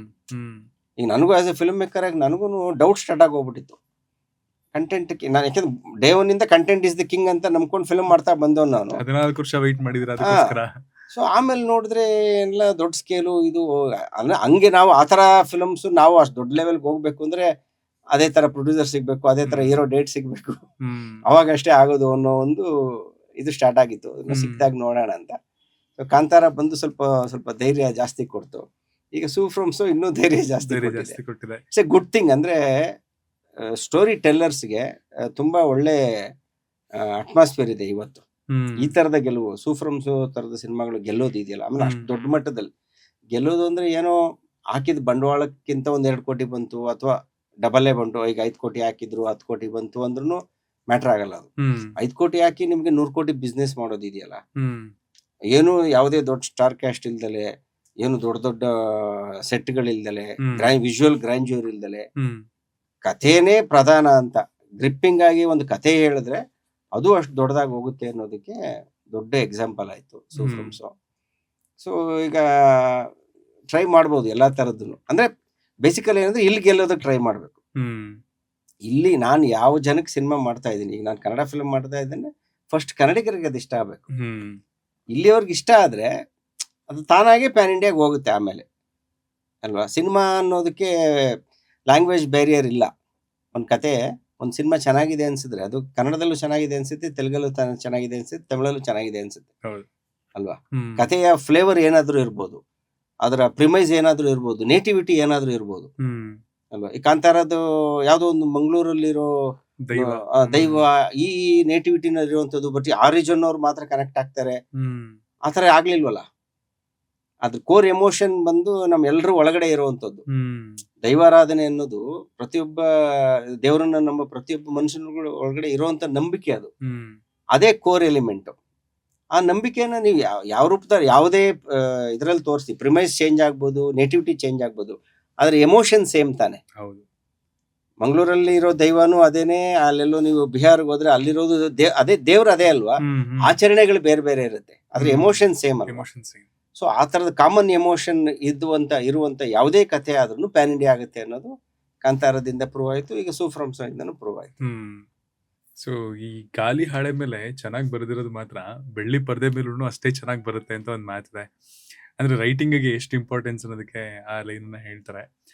ಬಟ್ ನಾನು ಸುಮಾರು ಜನದ್ದು ಇಂಟರ್ವ್ಯೂ ಮಾಡಿದಾಗ ಇಲ್ಲ ಮಾತಾಡಿದಾಗ ನನ್ನ ಅನುಭವಕ್ಕೆ ಬಂದಿದ್ದೇನು ಅಂತಂದ್ರೆ, ನೀವು ಡೈರೆಕ್ಟ್ರಾ, ನೀವೇ ರೈಟರು, ನೀವೇ ಡೈಲಾಗ್ ರೈಟರು, ನೀವೇ ಲಿರಿಸಿಸ್ಟು ಎಲ್ಲ ಆಗ್ಬೇಕಾಗುತ್ತೆ ಟು ಗೆಟ್ ದಟ್ ಫಿಲಮ್. ಆ ಫಿಲಮ್ನ ನೀವು ಕನ್ವಿನ್ಸ್ ಮಾಡಿ ಪ್ರೊಡ್ಯೂಸರ್ನ, ಅದೊಂದು ಪ್ರೊಡಕ್ಷನ್ ಹೌಸ್ನ ಒಂದು ಸಿನಿಮಾ ಮಾಡ್ಬೇಕಾದ್ರೆ ಅಂತ. ಪ್ರಾಬಬ್ಲಿ ಡೈರೆಕ್ಷನ್ ಮಾಡಬೇಕು ಅನ್ನೋ ಒಂದು ಹಂಬಲಕ್ಕೆ ಬೇರೆ ಎಲ್ಲ ಕೆಲಸಗಳನ್ನು ಆ ಥರ ಮಾಡ್ಬೇಕಾಗುತ್ತೆ. ಅಲ್ಲೆಲ್ಲೋ ಒಂದ್ ಕಡೆ ರೈಟಿಂಗ್ ಇಂಪಾರ್ಟೆನ್ಸು ಒಂದು ಟೈಮಲ್ಲಿ ಸಿಕ್ಕಾಪಟ್ಟೆ ಕಡಿಮೆ ಕೊಡ್ತಾ ಬಂದ್ವಾ. Writing, what exactly is the importance of writing ನಿಮ್ಮ ಪ್ರಕಾರ? ಈಗ ರೈಟರ್ಸ್ ಯಾಕೆ ಜಾಸ್ತಿ ಬರಲ್ಲ ಅಥವಾ ಅವ್ರಿಗೆ ಪ್ರಾಮಿನೆನ್ಸ್ ಕೊಡಲ್ಲ ಅನ್ನೋದು ಅಲ್ಲ. ಈಗ ಫಾರ್ ಎಕ್ಸಾಂಪಲ್ ಈಗ ನನಗೆ ತಗೊಂಡ್ರೆ, ನಾನು when I started my production house ಒಂದು 17 ಶಶಾಂಕ್ ಸಿನಿಮಾಸ್ ಅಂತ ಸ್ಟಾರ್ಟ್ ಮಾಡಿದಾಗ, ನೀವು ನಂಬಲ್ಲ, ಒಂದು ಹೆಚ್ಚು ಕಮ್ಮಿ ಒಂದು 100 ಕತೆ ಕೇಳಿದೀನಿ ನಾನು. ನಾನು ಪ್ರೊಡಕ್ಷನ್ ಮಾಡ್ತೀನಿ, ಯಾರು ಬೇರೆಯವ್ರು ಡೈರೆಕ್ಟ್ ಮಾಡ್ಲಿ ಪರವಾಗಿಲ್ಲ, ಕತೆ ಇಷ್ಟ ಆದ್ರೆ ಸಾಕು ನನಗೆ. ಅವನೇ ಡೈರೆಕ್ಟ್ ಮಾಡ್ಬೋದು ಅಥವಾ ಕತೆ ತಗೊಂಡು ನಾನೇ ಮಾಡ್ಬೋದು ಅಂತ. ಒಂದ್ ಕತೆನೂ ನನಗೆ ಇಷ್ಟ ಆಗುವಂತದ್ದು ಬರ್ಲಿಲ್ಲ. ಅಂದ್ರೆ ಯಾರು ಹೊಸ ಡೈರೆಕ್ಟರ್ಗಳು ಅಂತವ್ರ ಹತ್ರ ಕೇಳ್ತಾ ಇದ್ದಿದ್ದು, ಅಸಿಸ್ಟೆಂಟ್ ಡೈರೆಕ್ಟರ್ಗಳು, ಅಪ್ಕಮಿಂಗ್ ಡೈರೆಕ್ಟರ್ಸು ಅಂತವ್ರ ಹತ್ರ ಹಾಗೆ ಹೀಗೆ ಅಂತ. ಯಾಕೆ ಅಂತಂದ್ರೆ ಈಗ ಅದ್ರ ಕಡೆ ಅವಾಗ ಈಗ ಸ್ವಲ್ಪ ಫೋಕಸ್ ಇದೆ, ಅವಾಗ ಅಷ್ಟು ಫೋಕಸ್ ಇರ್ಲಿಲ್ಲ. ಈ ರೈಟಿಂಗ್ ಅನ್ನ ಅಕಾಡೆಮಿಕ್ ಆಗಿ ಕಲಿಬೇಕು ಅನ್ನೋ ಅಂತ ಒಂದು ಇದು ಕಮ್ಮಿ ನಮ್ಮಲ್ಲಿ. ಅದು ಪ್ರಾಬಬಲಿ ನಮ್ಮಲ್ಲಿ ಈ ಇನ್ಸ್ಟಿಟ್ಯೂಟ್ಗಳು ಕಮ್ಮಿ ಇರೋದ್ರಿಂದನೋ, ಈಗ ಒಂದಷ್ಟೆಲ್ಲ ಬಂದಿದೆ, ತುಂಬಾ ಒಳ್ಳೊಳ್ಳೆ ಇನ್ಸ್ಟಿಟ್ಯೂಟ್ಗಳು ಬಂದಿದೆ. ಬಟ್ ಈಗ ಒಂದು 5-6 ವರ್ಷದಿಂದ ಎಲ್ಲ ತುಂಬಾ ಕಮ್ಮಿ ಇತ್ತು. ಎಲ್ರು ಏನ್ ಅನ್ಕೊಂಡ್ಬಿಡ್ತಾರೆ, ಯಾವ್ದೋ ಒಂದು ಫಿಲ್ಮ್ ನೋಡೋದು, ಒಂದು ಫಿಲ್ಮ್ ನೋಡಿದ ತಕ್ಷಣನೇ ಹೆಂಗೆ ನಾನು ಅವಾಗ ರವಿಚಂದ್ರನ್ ಅವ್ರ ಫಿಲ್ಮ್ ನೋಡಿ ನಾನು ಹೆಂಗ್ ಡೈರೆಕ್ಟರ್ ಆಗ್ಬೇಕು ಅಂತ ಅನ್ಕೊಂಡು ಅದನ್ನೇ ಇವತ್ತಿಗೂ ಅಪ್ಲೈ ಮಾಡ್ಕೊಂಡ್ರೆ ಡಸಂಟ್ ವರ್ಕ್. ಈಗ ಅವತ್ತಿಗೆ ನನಗೆ ಆಸೆ ಹುಟ್ಟಿತು ನಿಜ, ಅದಾದ್ಮೇಲೆ ನಾನ್ ಬಂದು ಫಿಲ್ಮ್ ಮೇಕರ್ ಆಗ್ಬೇಕು ಅನ್ನೋ ಕಾರಣಕ್ಕೆ ಪ್ರಾಕ್ಟಿಕಲ್ ಎಕ್ಸ್ಪೀರಿಯನ್ಸ್ ಬೇಕಿತ್ತು. ಯಾಕಂದ್ರೆ ಅಕಾಡೆಮಿಕ್ ಆಗಿ ಕಲಿಯೋದಕ್ಕೆ ಏನು ಅವತ್ತಿಗೆ ಅನುಕೂಲಗಳು ಇರಲಿಲ್ಲ, ನನಗಿರಲಿಲ್ಲ. ಇಂಟರ್ನೆಟ್ ಇರಲಿಲ್ಲ, ಮತ್ತೆ ಅಷ್ಟೊಂದು ಇನ್ಸ್ಟಿಟ್ಯೂಟ್ಗಳು ಇರಲಿಲ್ಲ ಬೆಂಗಳೂರಲ್ಲಿ. ಸೊ ಪ್ರಾಬ್ಲಮ್ ಇತ್ತು. ಬಟ್ ಇವತ್ತಿನ ಪರಿಸ್ಥಿತಿ ಹಂಗಿಲ್ಲ, ಇದೆ. ಆಕ್ಚುಲಿ ಇವತ್ತು ಅಕಾಡೆಮಿಕ್ ಆಗಿ ನೀವು ಫಿಲ್ಮ್ ಮೇಕಿಂಗ್ ಅನ್ನ ಕಲಿಬಹುದು. ರೈಟಿಂಗ್ ಕಲಿಬೇಕು ಫಸ್ಟ್. ಫಿಲ್ಮ್ ಮೇಕಿಂಗ್ ಅಲ್ಲಿ first step writing. How to tell a story ಅನ್ನೋದನ್ನ ರೈಟಿಂಗ್ ಅಲ್ಲಿ ತಾನೇ, ನೀವು ಪೇಪರ್ ಮೇಲೆ ತಾನೇ ಫಸ್ಟ್ ಹಾಕ್ಬೇಕು. ಹೌದು. ಅದಾದ್ಮೇಲೆ ಅದನ್ನ ವಿಜುವಲೈಸ್ ಮಾಡೋದು. ಬಾಲಿವುಡ್ ಅಲ್ಲಿ ಅಥವಾ ಟಾಲಿವುಡ್ ಅಲ್ಲಿ ಯಾವ್ದಾದ್ರು ಸಿನಿಮಾ ರಿಲೀಸ್ ಆಯ್ತು ಅಂತಂದ್ರೆ ಅವರು ಮೊದಲನೇದಾಗಿ ತಗೊಳ್ಳೋದು ಬ್ಯಾಂಗ್ಳೂರ್ ರಿಪೋರ್ಟ್ ಅಂತ. ಅಂದ್ರೆ ಬ್ಯಾಂಗ್ಳೂರಲ್ಲಿ ಜನ ಹೇಗೆ ಅದನ್ನ ರಿಸೀವ್ ಮಾಡ್ತಿದ್ದಾರೆ, ಅಲ್ಲಿ ಒಳ್ಳೆ ಒಪಿನಿಯನ್ ಬರ್ತಿದ್ಯಾ ಅಂತ. ಇಲ್ಲಿನ ಜನ ಅಷ್ಟು ಸ್ಮಾರ್ಟು ಅಂಡ್ ಕನ್ನಡ ಆಡಿಯನ್ಸ್ ಆ ಸಿನಿಮಾನ ಒಪ್ಕೊಂಡ್ರು ಅಂತಂದ್ರೆ ಅದು ನ್ಯಾಷನಲ್ ವೈಡ್ ಹಿಟ್ ಆಗುತ್ತೆ ಅಂತ ಒಂದು ಅದು ಮುಂಚೆಯಿಂದನೂ ಇದೆ. ಮುಂಚೆಯಿಂದ ಫ್ಯಾಕ್ಟರ್ ಒಂದಿದೆ, ನಿಮಗೂ ಗೊತ್ತಿರುತ್ತೆ. ಬಟ್ ಇಲ್ಲಿ ಆಸ್ ಎ ಫಿಲ್ಮ್ ಎಂತೂಸಿಯಾಸ್ಟ್, ಇಲ್ಲ ಅಂದ್ರೆ ಫಿಲ್ಮ್ ಮೇಕರ್ಸ್ ಆಗಿ ಒಂದ್ ಸಿನಿಮಾ ಮಾಡಿದ್ರೆ ಆ ಸಿನಿಮಾನ ರಿಲೀಸ್ ಮಾಡಿ ನಿಲ್ಸೋದು ಅಥವಾ ಜನಗಳನ್ನ ಥಿಯೇಟರ್ ಕರ್ಸೋದು ಒಂದು ಟಾಸ್ಕ್ ಆಗಿದೆ ಇವತ್ತಿನ ದಿನ. ಅದು ಸಿಕ್ಸರ್ ಟು ಇವತ್ತು ಅಂದ್ರೆ 2005 ನೀವು ಸಿಕ್ಸರ್ ರಿಲೀಸ್ ಮಾಡಿದ ಟೈಮ್ಗೂ 2007 ಅವತ್ತಿಗೂ ಇವತ್ತಿಗೂ ಎಷ್ಟು ಬದಲಾವಣೆ ಆಗಿದೆ. ಅವತ್ತೂ ಇಷ್ಟೇ ಟಾಸ್ಕ್ ಇತ್ತ ಅಥವಾ ಇಷ್ಟು ಪ್ರಮಾಣ ಇರಲ್ವಾ? ಇಟ್ ವಾಸ್ ಮೋರ್ ಈಸಿಯರ್ ಅಥವಾ? ಅಲ್ಲ, ಅವತ್ತು ಥಿಯೇಟರ್ ಕರ್ಸೋದು ಸ್ವಲ್ಪ ಈಸಿ ಇತ್ತು. ಆ, ಯಾಕೆ ಅಂದ್ರೆ ಜನಕ್ಕೆ ಸಿನಿಮಾ ಬಗ್ಗೆ ಅವೇರ್ನೆಸ್ ಕ್ರಿಯೇಟ್ ಮಾಡೋದು ತುಂಬಾ ಈಸಿ ಅವತ್ತಿಗೆ. ಅಂದ್ರೆ ನೀವು ಒಂದು ಪೇಪರ್ ಆ್ಯಡು, ಒಂದು ವಾಲ್ ಪೋಸ್ಟರು, ಕರೆಕ್ಟ್, ಅದರಲ್ಲೇನೆ ಒಂದು ಹೊಸ ಸಿನಿಮಾ ಬರ್ತಾ ಇದೆ ಅನ್ನೋದು ಗೊತ್ತಾಗ್ಬಿಡ್ತಾ ಇತ್ತು ಜನಕ್ಕೆ. ಆಮೇಲೆ ಹಾಡುಗಳನ್ನ ಕೇಳಿರ್ತಾ ಇದ್ರು, ರೀಚ್ ಆಗ್ಬಿಡೋದು. ಯಾಕೆ ಅಂದ್ರೆ ಅವತ್ತಿಗೆ ನಂಬರ್ಸ್ ಕೂಡ ಕಡಿಮೆ, ನಂಬರ್ ಆಫ್ ಫಿಲ್ಮ್ಸ್. ಈಗ ನಾನು 2007 ಆ ಟೈಮಲ್ಲಿ ವರ್ಷಕ್ಕೆ 70ರಿಂದ 80 ಫಿಲ್ಮ್ ರಿಲೀಸ್ ಆಗಿದ್ರೆ ಹೆಚ್ಚು, ಅಷ್ಟೇ ಬರ್ತಾ ಇದ್ದಿದ್ದು, 80 ಫಿಲ್ಮ್ಸ್. ಸೊ ನಂಬರ್ಸ್ ಕಮ್ಮಿ ಇದ್ದಾಗ ನಿಮಗೆ ಅವೇರ್ನೆಸ್ ಕ್ರಿಯೇಟ್ ಮಾಡೋದು ಈಸಿ ಆಗುತ್ತೆ. ಈಗೆಲ್ಲ ಏನಾಗೋಗ್ಬಿಟ್ಟಿದೆ, ವರ್ಷಕ್ಕೆ 200 ಫಿಲ್ಮ್ ಬರುತ್ತೆ. ಆಮೇಲೆ ಈಗ ಈ ಪ್ಯಾನ್ ಇಂಡಿಯಾ ಅನ್ನೋ ಇದು ಒಂದು ಸ್ಟಾರ್ಟ್ ಆಗ್ಬಿಟ್ಟು ಎಲ್ಲ ಎಂಟೈರ್ ಇಂಡಿಯನ್ ಇಂಡಸ್ಟ್ರಿನೇ ಒಂದು ಅಂತ ಆಗೋಗ್ಬಿಟ್ಟಿದೆ ಇವಾಗ. ಅದು ಸೇರ್ಕೊಂಡ್ಬಿಟ್ಟು ಇವಾಗ ಯಾವ ಫಿಲಮ್ ಬರ್ತಾ ಇದೆ, ಎಲ್ಲಿ ಬರ್ತಾ ಇದೆ, ಅದೊಂದು ದೊಡ್ಡ ಕನ್ಫ್ಯೂಷನ್. ಎಲ್ಲದಕ್ಕಿಂತ ದೊಡ್ಡದು ಈಗ ನಾವು ಸೋಕಾಳ್ ನಾವೇನ್ ಹೇಳ್ತೀವಲ್ಲ, ಜನಕ್ಕೆ ಸಿನಿಮಾ ತಲುಪಿಸೋದು. ಆಕ್ಚುಲಿ ನೀವು ಸರ್ಫೇಸ್ ಲೆವೆಲ್ ಅಲ್ಲಿ ನೋಡಿದ್ರೆ ತುಂಬಾ ಈಸಿ ಆಗ್ಬೇಕಲ್ವಾ ಅನ್ಸುತ್ತೆ. ಏನ್ ಸೋಷಿಯಲ್ ಮೀಡಿಯಾ ಬಂದ್ಬಿಟ್ಟಿದೆ. ಸೋಷಿಯಲ್ ಮೀಡಿಯಾ ಮುಖಾಂತರ ಈಗ ಮುಂಚೆ ಆದ್ರೆ ಕಷ್ಟ ಆಯ್ತಪ್ಪ ಜನಗಳಿಗೆ ಗೊತ್ತಾಗೋದು ಒಂದ್ ಫಿಲ್ಮ್ ರಿಲೀಸ್ ಆಗ್ತದೆ ಅಂತ. ಈಗೇನ್ ಕೈಯಲ್ಲಿ ಯಾವಾಗ್ಲೂ ಫೋನ್ ಹಿಡ್ಕೊಂಡೇ ಕೂತಿರ್ತಾರೆ. ಈಸಿ ಆಗ್ಬೇಕಲ್ವಾ ಅವ್ರನ್ನ ತಲುಪೋದು ಅಂತ ಹೇಳ್ತಾರೆ.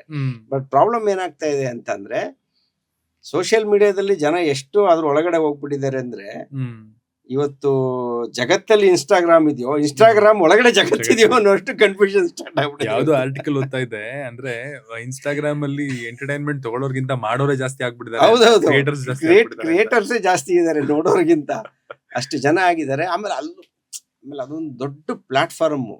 ಸೊ ಅದು ಈಗ ಅಂದ್ರೆ ಟ್ಯಾಲೆಂಟ್ಗಳಿಗೆ ಹಬ್ಬ ಇವತ್ತು. ನಿಮ್ಗೆ ನೀವು ಯಾರ ಸಪೋರ್ಟ್ ಬೇಕಿಲ್ಲ, ಏನು ಬೇಕಾಗಿಲ್ಲ, ನಿಮ್ಮ ಹತ್ರ ಒಂದು ಸ್ಮಾರ್ಟ್ ಫೋನ್ ಇದ್ರೆ ಸಾಕು, ಒಂದು ಕಂಟೆಂಟ್ ಕ್ರಿಯೇಟ್ ಮಾಡಿ ಹಾಕ್ಬೋದು. ಆಮೇಲೆ ಜಗತ್ತಿನಲ್ಲಿ ಎಷ್ಟೋ ಜನ, ಎಲ್ರಿಗೂ ಅವಕಾಶ ಸಿಗ್ತಾ ಇರ್ಲಿಲ್ಲ ಟ್ಯಾಲೆಂಟ್ ಇರೋರಿಗೆ. It's A great opportunity. ಇವತ್ತು ಸೋಷಿಯಲ್ ಮೀಡಿಯಾ ಬಂದಿರೋದ್ರಿಂದ ಅವ್ನು ಯಾವುದೇ ಮೂಲೆಯಲ್ಲಿರ್ಲಿ, ಅವ್ನಿಗೆ ಯಾವುದೇ ಟ್ಯಾಲೆಂಟ್ ಇರ್ಲಿ, ಅದನ್ನ ಅವನು ಎಕ್ಸ್ಪ್ಲೋರ್ ಮಾಡ್ಬೋದು, ಜನಕ್ಕೆ ತಲುಪಿಸ್ಬೋದು, ಹಂಗಿದೆ. ಸೊ ಹಂಗಾಗಿ ಜನನು ಅದ್ರೊಳಗಡೆ ಇರೋದ್ರಿಂದ ಹಿಂಗ್ ಏನಾಗ್ತಾ ಇದೆ, ಅಷ್ಟು ಕಂಟೆಂಟ್ ಬರ್ತಾ ಇದೆ ಅಂದ್ರೆ ಇನ್ಸ್ಟಾಗ್ರಾಮ್ ಅಲ್ಲಿ ನಿಮ್ಗೆ. ಅದ್ರ ಮಧ್ಯದಲ್ಲಿ ನಮ್ದೊಂದು ಕಂಟೆಂಟ್ ಅವನ್ ಕಣ್ಣಿಗೆ ಬೀಳಕ್ಕೆ ಹರಸಾಹಸ ಮಾಡ್ಬೇಕು ನಾವು, ಅಲ್ವಾ?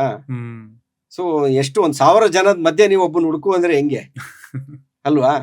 ಈ 100 ಜನದ ಮಧ್ಯೆ ಒಬ್ಬನ ಹುಡ್ಕೋದಕ್ಕೂ 1000 ಜನದ ಮಧ್ಯೆ ಒಬ್ಬನ ಹುಡ್ಕೋ ಡಿಫ್ರೆನ್ಸ್ ಇದೆಯಲ್ಲ, ಹಂಗಾಗ್ಬಿಟ್ಟಿದೆ ಇವತ್ತು ಇನ್ಸ್ಟಾಗ್ರಾಮ್. ಹಂಗೆ ಸೋಷಿಯಲ್ ಮೀಡಿಯಾ ಅನ್ನೋದು ಅಷ್ಟು ರಶ್ ಇದೆ ಅಲ್ಲಿ.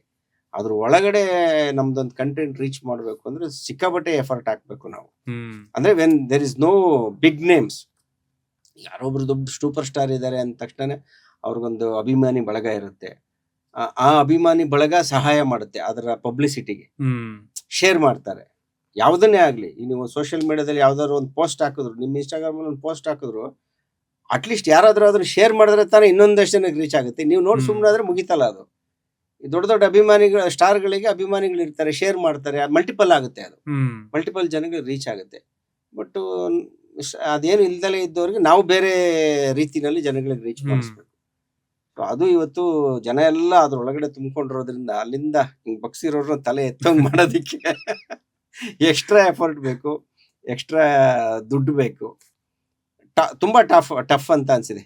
ಟು ಬಿ ಆನೆಸ್ಟ್, ನನಗೆ ಪರ್ಸನಲಿ ಈಗ ಈ ಒಂದು ಲಾಸ್ಟ್ ಪಿಕ್ಚರ್ ಇಂದಾನೆ ತುಂಬಾ ಟೈರಿಂಗ್ ಅಂತ ಅನಿಸ್ತಾರೆ. ಹ್ಮ್ ಅಂದ್ರೆ ಫಿಲ್ಮ್ ಮಾಡೋದ್ರ ಜೊತೆಗೆ ಫಿಲ್ಮ್ಗೆ ನಾನು ಎಷ್ಟು ಎಫರ್ಟ್ ಹಾಕ್ತೀನೋ ಹ್ಮ್ ಅದ್ರ ಡಬಲ್ ಎಫೆಕ್ಟ್ ನಾ ಆ ಸಿನಿಮಾನ ಜನಕ್ಕೆ ತಲುಪಿಸೋದಕ್ಕೆ ಹಾಕ್ಬೇಕಾಗಿ ಬರ್ತಾ ಇದೆ ಹ್ಮ್ ಪ್ರಮೋಷನ್ ಅನ್ನೋ ಹೆಸರಿನಲ್ಲಿ.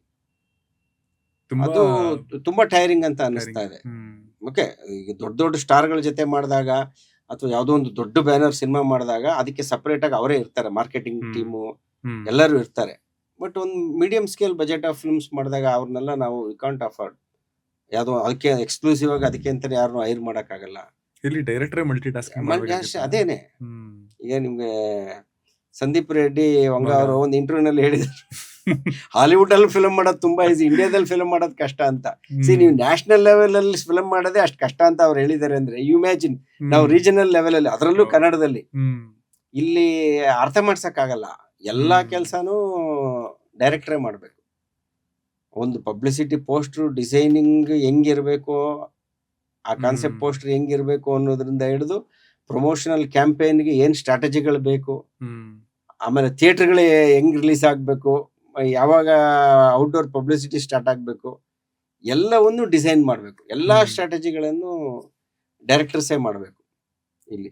ಬಿಕಾಸ್ ಆಫ್ ಅದೇ ಹೇಳಿದ್ರೆ ಬಜೆಟ್ ರಿಸ್ಟ್ರಿಕ್ಷನ್ಸ್. ಹ್ಮ್ ಹೈರ್ ಆಗಲ್ಲ.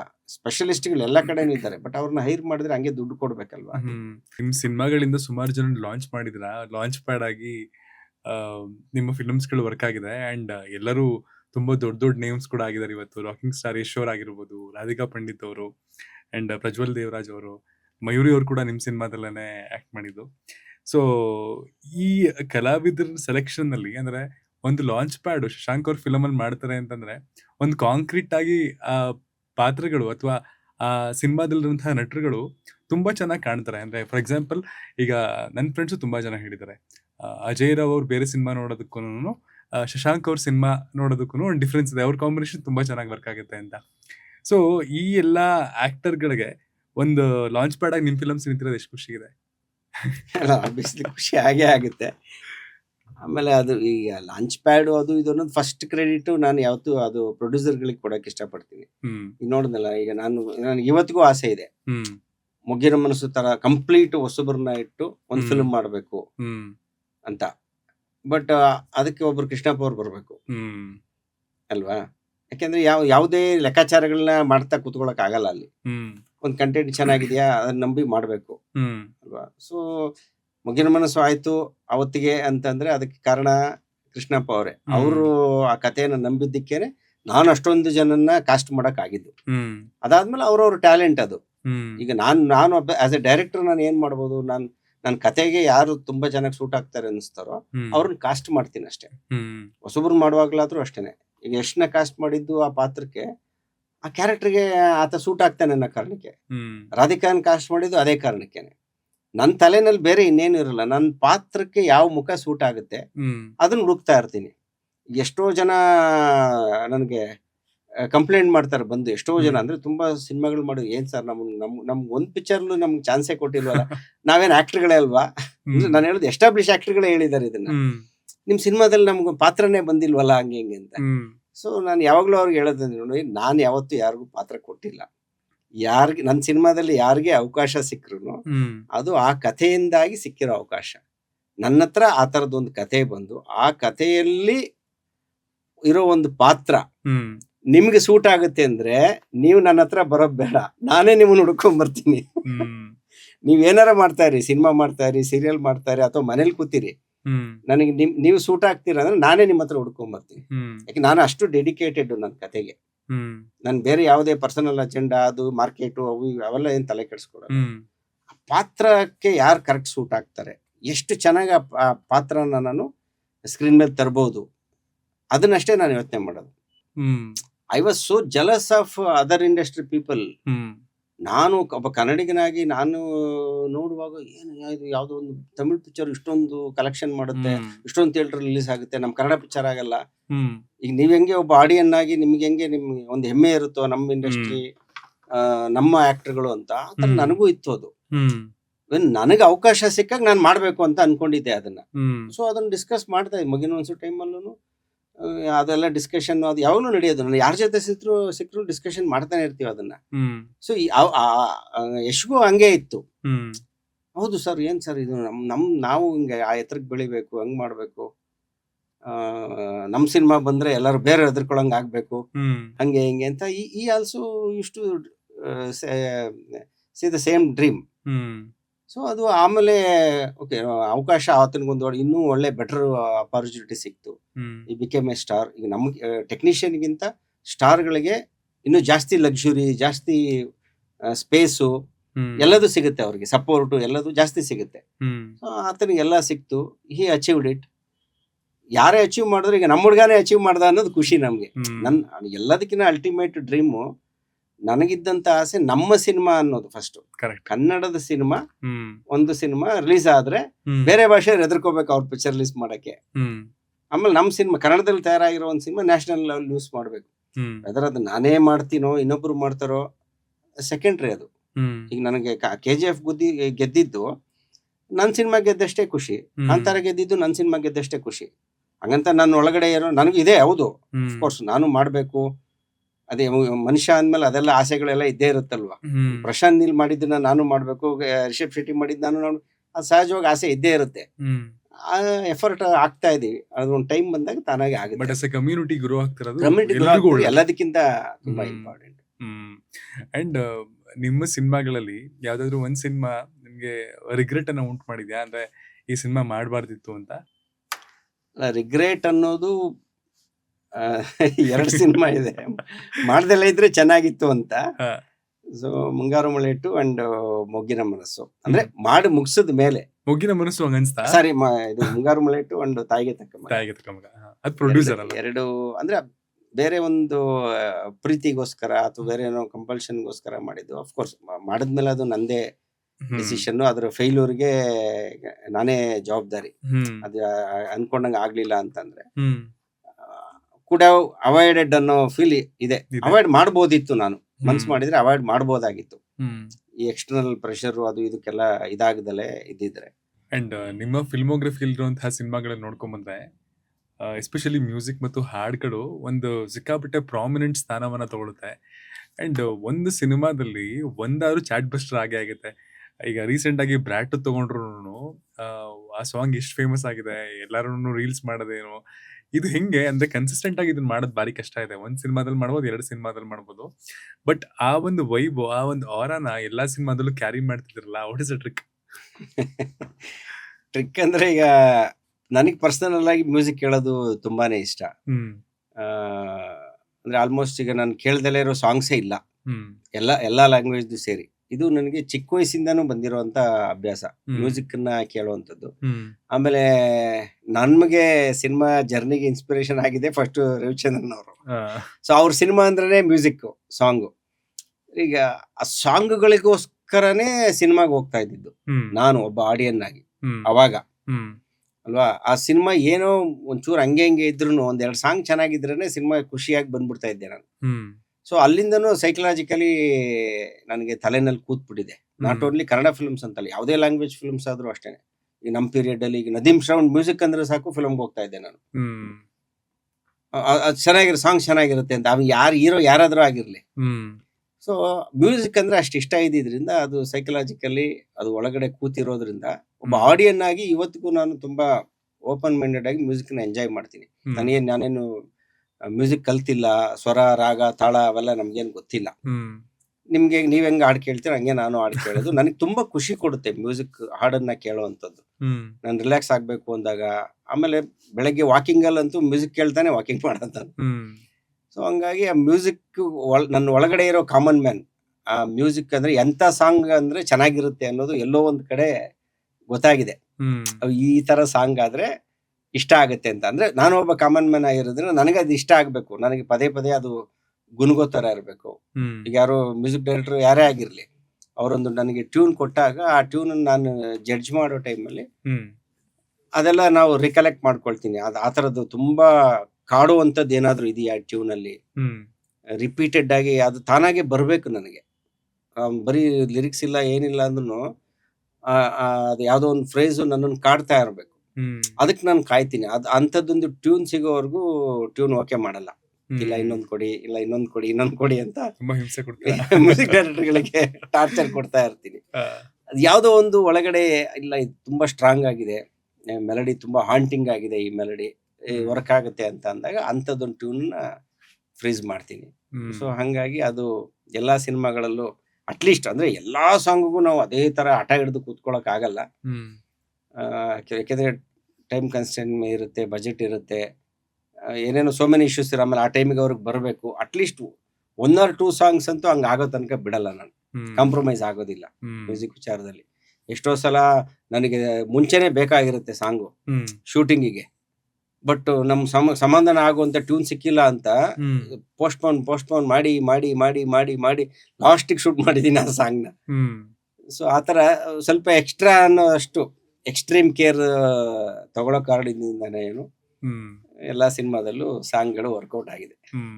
ಅಂಡ್ ಡೈರೆಕ್ಟರ್ಸ್ ಅಲ್ಲಿ ನಾನು ಕಾಮನ್ ಆಗಿ ಕಾಣುವಂತಹ ಸಮಸ್ಯೆ ಏನು ಅಂತಂದ್ರೆ, ಒಂದ್ ಸಿನಿಮಾ ಚೆನ್ನಾಗಿ ಹಿಟ್ ಆಗುತ್ತೆ, 2ನೇ ಸಿನಿಮಾನು ಹಿಟ್ ಆಗುತ್ತೆ, ಬಟ್ ಎಲ್ಲೋ ಒಂದ್ ಕಡೆ ಒಳ್ಳೆ ಡೈರೆಕ್ಟ್ರು ಇವ್ರನ್ನ ನಂಬೋದು, ಮತ್ತೆ ಅವ್ರದ್ದು ರಿಪೀಟೆಡ್ ವ್ಯಾಲ್ಯೂ ಜಾಸ್ತಿ ಇರುತ್ತೆ ಅಂತ ಅವ್ರ ಸಿನಿಮಾ ಬರ್ತಿದೆ ಅಂದ ತಕ್ಷಣ ಹೋಗಿ ಸಿನಿಮಾ ನೋಡ್ತಿರ್ತೀವಿ.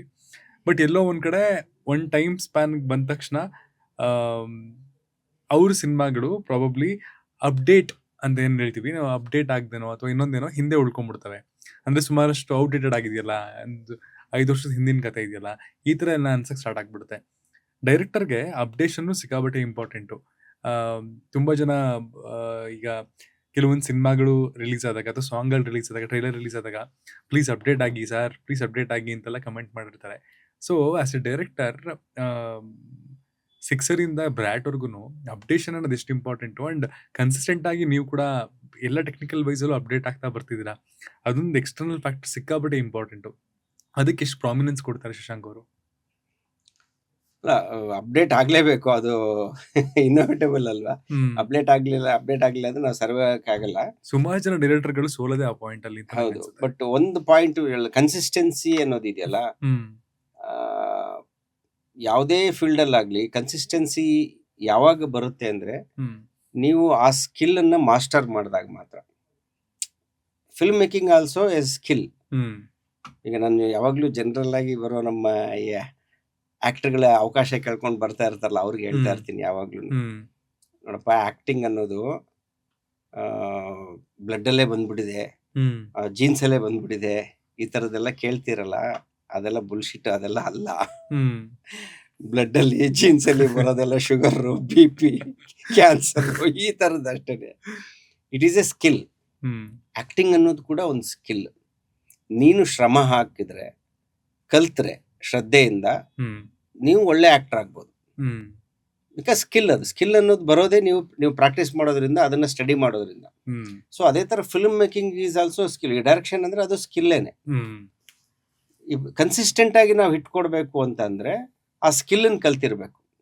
ಯಾವಾಗ ನೀವು ಹೇಳ್ದಂಗೆ ಯಾರೋ ಒಂದು ಫಿಲ್ಮು 2 ಫಿಲ್ಮ್ ಮಾಡಿದವರು ಆಮೇಲೆ 3ನೇ ಫಿಲಮ್ಗೆ ನೋಡೋಕ್ಕೆ ಆಗ್ದಲ್ಲ ಇರ್ತಾರೆ, ಸಿನಿಮಾ ಮಾಡ್ತಾರೆ, ಅಥವಾ ಫ್ಲಾಪ್ ಆಗುವಂಥ ಸಿನಿಮಾ ಮಾಡ್ತಾರೆ. ಡೌಟು, ಇವರೇನ ಆ ಫಿಲ್ಮ್ ಮಾಡಿದ್ರು, ಡೌಟು ಯಾಕೆ ಬರುತ್ತೆ ಅಂದರೆ ಅವರು ಆ ಕ್ರಾಫ್ಟನ್ನ ಕಲ್ತಿರಲ್ಲ. ಏನು ಅವ್ರದ್ದೇನೋ ಒಂದಷ್ಟು ಪರ್ಸನಲ್ ಎಕ್ಸ್ಪೀರಿಯನ್ಸ್ಗಳು ಅದನ್ನ ಇಟ್ಕೊಂಡು 1ನೇ ಸಿನಿಮಾ 2ನೇ ಸಿನಿಮಾ ಮಾಡಿರ್ತಾರೆ. ಈಗ ಅವ್ನು ಯಾವುದೋ ಒಬ್ಬ ಡೈರೆಕ್ಟರ್ ಅವ್ನ ಕಾಲೇಜಲ್ಲಿ ನೋಡಿದ್ದು ಒಂದು ಲವ್ ಸ್ಟೋರಿ ಅವಂದೇ, ಅಥವಾ ಅವ್ನ ಫ್ರೆಂಡ್ ಲವ್ ಸ್ಟೋರಿನ, ಅಥವಾ ಅವ್ರ ಊರಲ್ಲಿ ನೋಡಿದ ಏನೋ ಒಂದು ಘಟನೆನ, ಇಂಥದ್ದು ಏನೋ ಇಟ್ಕೊಂಡು ಅದ್ರ ಬಗ್ಗೆ ಅವ್ರಿಗೆ ತುಂಬಾ ಚೆನ್ನಾಗಿ ಗೊತ್ತಿರುತ್ತೆ, ಅದನ್ನ ತುಂಬಾ ಚೆನ್ನಾಗಿ ಫೀಲ್ ಮಾಡಿರ್ತಾರೆ. ಆ ಫೀಲ್ ಮಾಡಿದ್ದನ್ನ ಹಂಗೆ ಜನಗಳಿಗೆ ತಲುಪಿಸ್ತಾರೆ, ಅದು ಒಂದು ಕಥೆಯಾಗಿ ವರ್ಕ್ ಆಗ್ಬಿಡುತ್ತೆ ಅಲ್ವಾ. ಅದು ಎಷ್ಟು ದಿನ ಇರುತ್ತೆ? ಈಗ ನಾನೇ ಒಂದು ಫಿಲ್ಮ್, ಈಗ ನಾನು ಮೊಗ್ಗಿನ ಮನಸ್ಸು, ನಾನೇ ತುಂಬಾ ಫೀಲ್ ಮಾಡಿರೋಂಥ ವಿಚಾರ, ನನ್ನ ಲೈಫಲ್ಲಿ ನಡೆದಿರೋಂಥ ಸೋ ಮೆನಿ ಇನ್ಸಿಡೆಂಟ್ಗಳಿದೆ, ಅದನ್ನೇ ಒಂದು ಕಥೆಯಾಗಿ ಮಾಡಿರೋದು ನಾನು.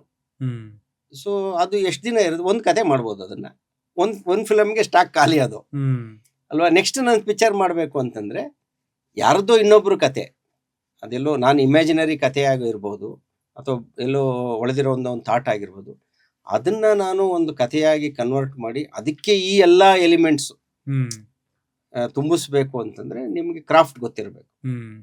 ಸ್ಕ್ರೀನ್ ಪ್ಲೇ ಅಂದ್ರೆ ಏನು, ಸ್ಕ್ರಿಪ್ಟ್ ಅಂದ್ರೆ ಏನು, ಡೈಲಾಗ್ಸ್ ಅಂದ್ರೆ ಏನು, ಟ್ರೀಟ್ಮೆಂಟ್ ಅಂದ್ರೆ ಏನು, ನೆರೇಷನ್ ಅಂದ್ರೆ ಏನು, ಬ್ಯಾಕ್ ಸ್ಟೋರಿ ಏನು, ಇದೆಲ್ಲ ನೀವು ಕಲ್ತಿರ್ಬೇಕು.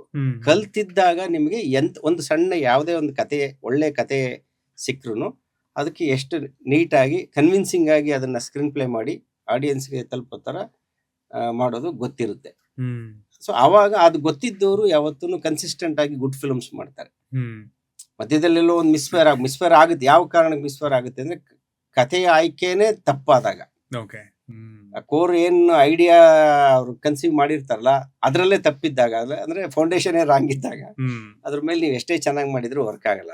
It hmm. ಹ್ಯಾಪನ್ಸ್. ಮನುಷ್ಯರು ಅಂದ್ಮೇಲೆ ಎಲ್ಲರಿಗೂ ಎಲ್ಲೋ ಒಂದ್ ಕಡೆ ಜಡ್ಜ್ಮೆಂಟ್ ಹೋಗುತ್ತೆ. ಬಟ್ ಮ್ಯಾಕ್ಸಿಮಮ್ ಟೈಮು ನಿಮಗೆ ಕ್ರಾಫ್ಟ್ ಗೊತ್ತಿದ್ರೆ ನೀವು 10 ಔಟ್ ಆಫ್ 8 7 ಅಲ್ಲ 8 ಔಟ್ ಆಫ್ 10 ಅಚೀವ್ ಮಾಡೇ ಮಾಡ್ತೀರಾ. ಹ್ಮ್ ಇಟ್ ಹ್ಯಾಪನ್ಸ್. ಈಗ ನಾವು ಬರೀ ಸಿನಿಮಾ ಅಂತಲ್ಲ, ಹ್ಮ್ ಈಗ ನೀವು ಒಂದು ಕ್ರಿಕೆಟ್ ಮ್ಯಾಚೇ ತಗೊಳ್ಳಿ. ಯಾರಾದ್ರೂ ಒಬ್ಬ, ಈಗ ವಿರಾಟ್ ಕೊಹ್ಲಿ ಯಾಕೆ ಗ್ರೇಟ್ ಪ್ಲೇಯರ್ ಅಂತಂದ್ರೆ ಬಿಕಾಸ್ ಆಫ್ ಹಿಸ್ ಕನ್ಸಿಸ್ಟೆನ್ಸಿ. ಹ್ಮ್ ಯಾವ್ದೋ ಒಂದು ನೀವು ನೋಡ್ತೀರಾ, ಈಗ ಒಂದು IPL ಸೀಸನ್ ಅಂತಂದ್ರೆ ಒಂದೊಂದು ಸೀಸನ್ ಒಬ್ಬೊಬ್ಬ ಸೂಪರ್ ಸ್ಟಾರ್ ಆಗ್ತಾನೆ. ಹ್ಮ್ ನೆಕ್ಸ್ಟ್ ಸೀಸನ್ ಅಡ್ರೆಸ್ಗೆ ಇರಲ್ಲ ಅವನು. ಯಾವ್ದೋ ಒಂದು 2 ಮ್ಯಾಚ್ ಅಲ್ಲಿ ಹ್ಮ್ ಒಂದು ಮ್ಯಾಚ್ ವಿನ್ನಿಂಗ್ 4 ಆಡ್ಬಿಟ್ಟು ಆಮೇಲೆ ನೋಡಿದ್ರೆ ಕಂಟಿನ್ಯೂಸ್ ಫೇಲ್ ಆಗ್ತಾನ ಅವನು. ಹ್ಮ್ ಯಾಕೆ ಅಂದ್ರೆ ಅವ್ನ್ ಪೂರ್ತಿ ಆ ಸ್ಕಿಲ್, ಬ್ಯಾಟಿಂಗ್ ಸ್ಕಿಲ್ ಪೂರ್ತಿಯಾಗಿ ಅವ್ನು ಕಲ್ತಿರಲ್ಲ. ಹ್ಮ್ ಏನೋ ಅವ್ನ ಟೈಮ್ ಅವತ್ತು ಚೆನ್ನಾಗಿದ್ದ ದಿನ ಒಂದ್ 4 ಸಿಕ್ಸು ಪಕ್ಸು ಹೊಡೆದ್ಬಿಟ್ಟು ಆ ಮ್ಯಾಚ್ ಗೆದ್ಬಿಟ್ಟು ಸ್ಟಾರ್ ಆಗ್ಬಿಟ್ಟಿರ್ತಾನೆ. ಹ್ಮ್ ಬಟ್ ಅವ್ನು ಯಾವತ್ತಿಗೂ ಸೂಪರ್ ಸ್ಟಾರ್ ಆಗಿ ಉಳ್ಕೋಬೇಕು ಅಂದ್ರೆ ಅದ್ ಕಲ್ತಿರ್ಬೇಕು, Skill ಕ್ರಾಫ್ಟ್ ಗೊತ್ತಿರ್ಬೇಕು, ಸ್ಕಿಲ್ ಗೊತ್ತಿರ್ಬೇಕು. ಅವಾಗ ಎವ್ರಿ ಸೀಸನ್ ಚೆನ್ನಾಗಿ ಪರ್ಫಾರ್ಮ್ ಮಾಡ್ತಾನೆ ಅವನು. ಹ್ಮ್ ಅಂತ ಫೇಲೇ ಆಗಲ್ವ? ವಿರಾಟ್ ಕೊಹ್ಲಿ ಫೇಲ್ ಆಗುತ್ತೆ, ಯಾವತ್ತೋ ಒಂದೊಂದು ದಿವಸ ಇರುತ್ತೆ. ಅದೇ ಹೇಳಿದ್ದು 8 ಔಟ್ ಆಫ್ 10 ಟೈಮ್ಸ್ ನೀವು ಗೆಲ್ತೀರಾ. ಹ್ಮ್ 1 or 2 ಟೈಮ್ಸ್ ಇದೆ ಬ್ಯಾಡ್ ಟೈಮು, ರಾಂಗ್ ಜಡ್ಜ್ಮೆಂಟು, ಬೇರೆ ಏನೋ ಸರ್ಕಮ್ಸ್ಟೆನ್ಸ್ ಸೋಲ್ಬೋದು ಅಷ್ಟೇ. ಅಂಡ್ ಇವತ್ತಿನ ದಿನ ಫಿಲ್ಮ್ ಮೇಕರ್ಸ್ ಗಳಿಗೆ ಇರುವಂತಹ ದೊಡ್ಡ ಚಾಲೆಂಜ್ ಅಂದ್ರೆ ಸಿನಿಮಾ ಮಾಡೋದಲ್ಲ, ಅದನ್ನ ರಿಲೀಸ್ ಮಾಡೋದು. ಸಿನಿಮಾ ಮಾಡ್ಬಿಡ್ತೀನಿ, ಅದನ್ನ ರಿಲೀಸ್ ಮಾಡೋದು ಕಷ್ಟ ಅಂತ ಸುಮಾರು ಜನ ನನ್ನ ಹತ್ರನೇ ಮಾತಾಡ್ತಾರೆ. ಬಟ್ ಅದಕ್ಕೆ ಒಂದು ಕಾಂಕ್ರೀಟ್ ಪ್ಲಾನ್ ಅಂತ ಇಲ್ಲ. ಅಫ್ಕೋರ್ಸ್ ಅದಕ್ಕೆ ಒಂದಷ್ಟು ಬಡ್ಜೆಟ್ ಬೇಕಾಗುತ್ತೆ, ಮ್ಯಾಸಿವ್ ಆಗಿ ಪ್ರಮೋಷನ್ ಮಾಡಬೇಕು, ಇಲ್ಲಾಂದ್ರೆ ಅದಕ್ಕೆ ಒಂದು ರಿಸರ್ಚೇ ಮಾಡಬೇಕು. ಆಕ್ಚುಲಿ ಸಿನಿಮಾ ಮಾಡೋದಕ್ಕಿಂತ ಕಷ್ಟ ಅದು, ಅದನ್ನ ತಲುಪಿಸೋದು. ಸೊ ಮಾರ್ಕೆಟಿಂಗ್ ಎಷ್ಟು ಇಂಪಾರ್ಟೆಂಟು. ಅಂಡ್ ನೀವು ಸಿನಿಮಾಗಳನ್ನ ಜನಗಳಿಗೆ ತಲುಪಿಸೋದಕ್ಕೆ, ಆ ನೀಶ್ಗೆ ತಲುಪಿಸೋದಕ್ಕೆ, ಇಲ್ಲಾಂದ್ರೆ ಟಾರ್ಗೆಟ್ ಆಡಿಯನ್ಸ್ಗೆ ತಲುಪಿಸೋದಕ್ಕೆ ಮಾರ್ಕೆಟಿಂಗ್ಗೆ ಎಷ್ಟು ಗಮನ ಕೊಡ್ತೀರಾ? ಅದು ತುಂಬಾ ಅಂದ್ರೆ ತುಂಬಾನೇ ಇಂಪಾರ್ಟೆಂಟು. ನನಗೆ ಈ ಮಾರ್ಕೆಟಿಂಗ್ದು ನಿಜವಾದ ಬೆಲೆ ಗೊತ್ತಾಗಿದ್ದು ಯಾವಾಗ ಅಂದ್ರೆ ಹ್ಮ್ ಉಶ್ ಪಿಕ್ಚರ್ ನೋಡಿದಾಗ. ಹ್ಮ್ ನಾನು ಇನ್ನೂ ಅವಾಗ ಡೈರೆಕ್ಟರ್ ಆಗಿರ್ಲಿಲ್ಲ. Hmm I am just common man. ನಾನು ಇನ್ನು ಅಸಿಸ್ಟೆಂಟ್ ಡೈರೆಕ್ಟರ್ ಆಗಿ ಓಡಾಡ್ಕೊಂಡಿದ್ದೆ ಸಿನಿಮಾಗಳನ್ನ ನೋಡ್ಕೊಂಡು. ಹ್ಮ್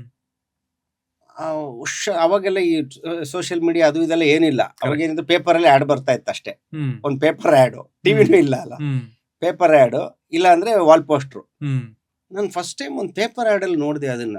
ಟೈಟ್ಲ್ ಉಶ್ ಅಂತ ಇದೆ, ಯಾವುದೋ ಒಂದು ಬುರುಡೆ ಹಾಕ್ಬಿಟ್ಟು ಹ್ಮ್ ಏನು ವಿಚಿತ್ರವಾಗಿದೆಯಲ್ಲ ಇದು ಅಂತ. ಅಂದ್ರೆ ನನಗೆ ಅಲ್ಲಿಂದನೇ ಕ್ಯೂರಿಯಾಸಿಟಿ ಸ್ಟಾರ್ಟ್ ಆಗೋಯ್ತು ಆ ಪಿಕ್ಚರ್ ಬಗ್ಗೆ. ಹ್ಮ್ ಯಾರು ಉಪೇಂದ್ರ ಅಂದ್ರೆ ಯಾರು ಅವಾಗ ಗೊತ್ತಿಲ್ಲ ಯಾರಿಗೂ. ಹ್ಮ್ ಆ ಪಿಕ್ಚರ್ ಇರೋ ಹೀರೋ ಕುಮಾರ್ ಗೋವಿಂದ್ ಯಾರು ನನಗೇನು ಗೊತ್ತಿಲ್ಲ. ನಾನು ರೆಗ್ಯುಲರ್ ಫಿಲ್ಮ್ ನೋಡೋ ಆಡಿಯನ್ನೇ, ಹ್ಮ್ ಏನೂ ಗೊತ್ತಿಲ್ಲ. ಬಟ್ ಆ ಫಿಲ್ಮ್ ಬಗ್ಗೆ ಒಂದು ಕ್ಯೂರಿಯಾಸಿಟಿ ಉಟ್ಕೊಂಡ್ಬಿಡ್ತು ನನಗೆ. ಹ್ಮ್ ಸಖತ್ತಾಗಿದೆಯಲ್ಲ ಉಶ್ ಅಂತ ಟೈಟ್ಲ್ ಇಟ್ಟಿದಾರಲ್ಲ ಅಂತ ಅಂದ್ಬಿಟ್ಟು. ಹ್ಮ್ ಸೊ ನನಗೆ ಹೆಂಗ್ ಉಟ್ಕೊಂಡಿತ್ತು ಅದೇ ತರ ಎಲ್ರಿಗೂ ಉಟ್ಕೊಂಡಿದ್ದಕ್ಕೇನೆ ನೀವು ಹಿಸ್ಟ್ರಿ ತೆಗೆದು ನೋಡಿ, ಉಶ್ ಪಿಕ್ಚರ್ ಓಪನಿಂಗ್ ಫಸ್ಟ್ ಡೇ ಇಂದನೇ ಹೌಸ್ಫುಲ್. ಹೌದಾ? ಹೌದು, ಹ್ಮ್ ಫಸ್ಟ್ ಡೇ ಇಂದನೇ ಹೌಸ್ಫುಲ್ ಪಿಕ್ಚರ್ ಅದು. ಹ್ಮ್ ಹ್ಮ್ ಯಾವುದೇ ಸ್ಟಾರ್ ಇಲ್ಲದೆ, ಯಾವುದೇ ಎಸ್ಟಾಬ್ಲಿಷ್ ಸ್ಟಾರ್ ಇಲ್ಲ, ಎಸ್ಟಾಬ್ಲಿಷ್ ಡೈರೆಕ್ಟರ್ ಇಲ್ಲ, ಎಸ್ಟಾಬ್ಲಿಷ್ ಪ್ರೊಡಕ್ಷನ್ ಹೌಸ್ ಇಲ್ಲ, ಎಲ್ಲ ಹೊಸಬ್ರು ಮಾಡಿರೋಂಥ ಒಂದು ಸಿನಿಮಾ ಹ್ಮ್ ಫಸ್ಟ್ ಡೇ ಇಂದನೇ ಹೌಸ್ಫುಲ್ ಆಗಿದೆ ಪಿಕ್ಚರ್ ಅಂದ್ರೆ because of that poster. Hmm hmm hmm ಆ ಪೋಸ್ಟರ್ ಡಿಸೈನು, ಆ ಹ್ಮ್ ಟೈಟಲ್ಲು. ಅವಾಗ ಹೌದಲ್ಲ ಅಂದ್ರೆ ಹಿಂಗೆ ಇಷ್ಟು ಕ್ಯೂರಿಯಾಸಿಟಿ ಹುಟ್ಟಿಸ್ಬೇಕು ಪಿಕ್ಚರ್.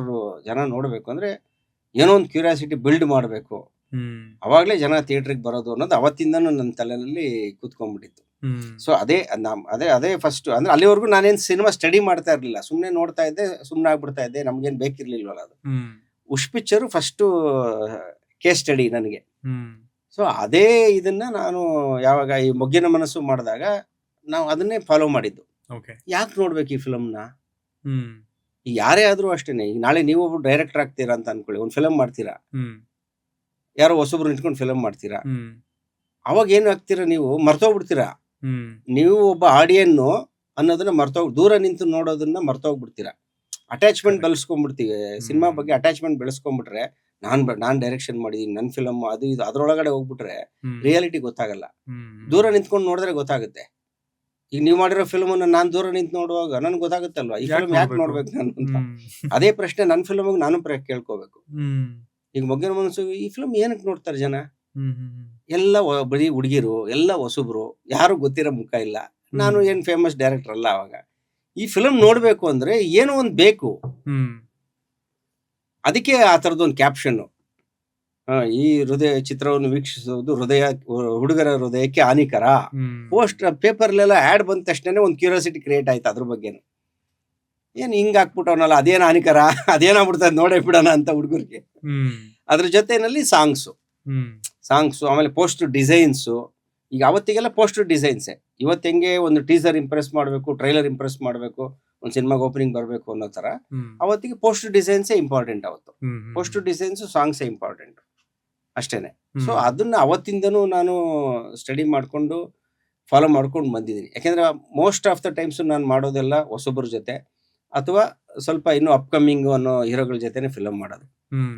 ಸೊ ಅವಾಗ ಏನಾಗುತ್ತೆ, ಈ ಥರದ ಮಾರ್ಕೆಟಿಂಗ್ ಸ್ಟ್ರಾಟಜಿಗಳು ತುಂಬ ಇಂಪಾರ್ಟೆಂಟ್ ಆಗುತ್ತೆ ಜನಗಳಿಗೆ ಆ ಸಿನಿಮಾ ಬಗ್ಗೆ ಕುತೂಹಲ ಹುಟ್ಟಿಸೋದಕ್ಕೆ.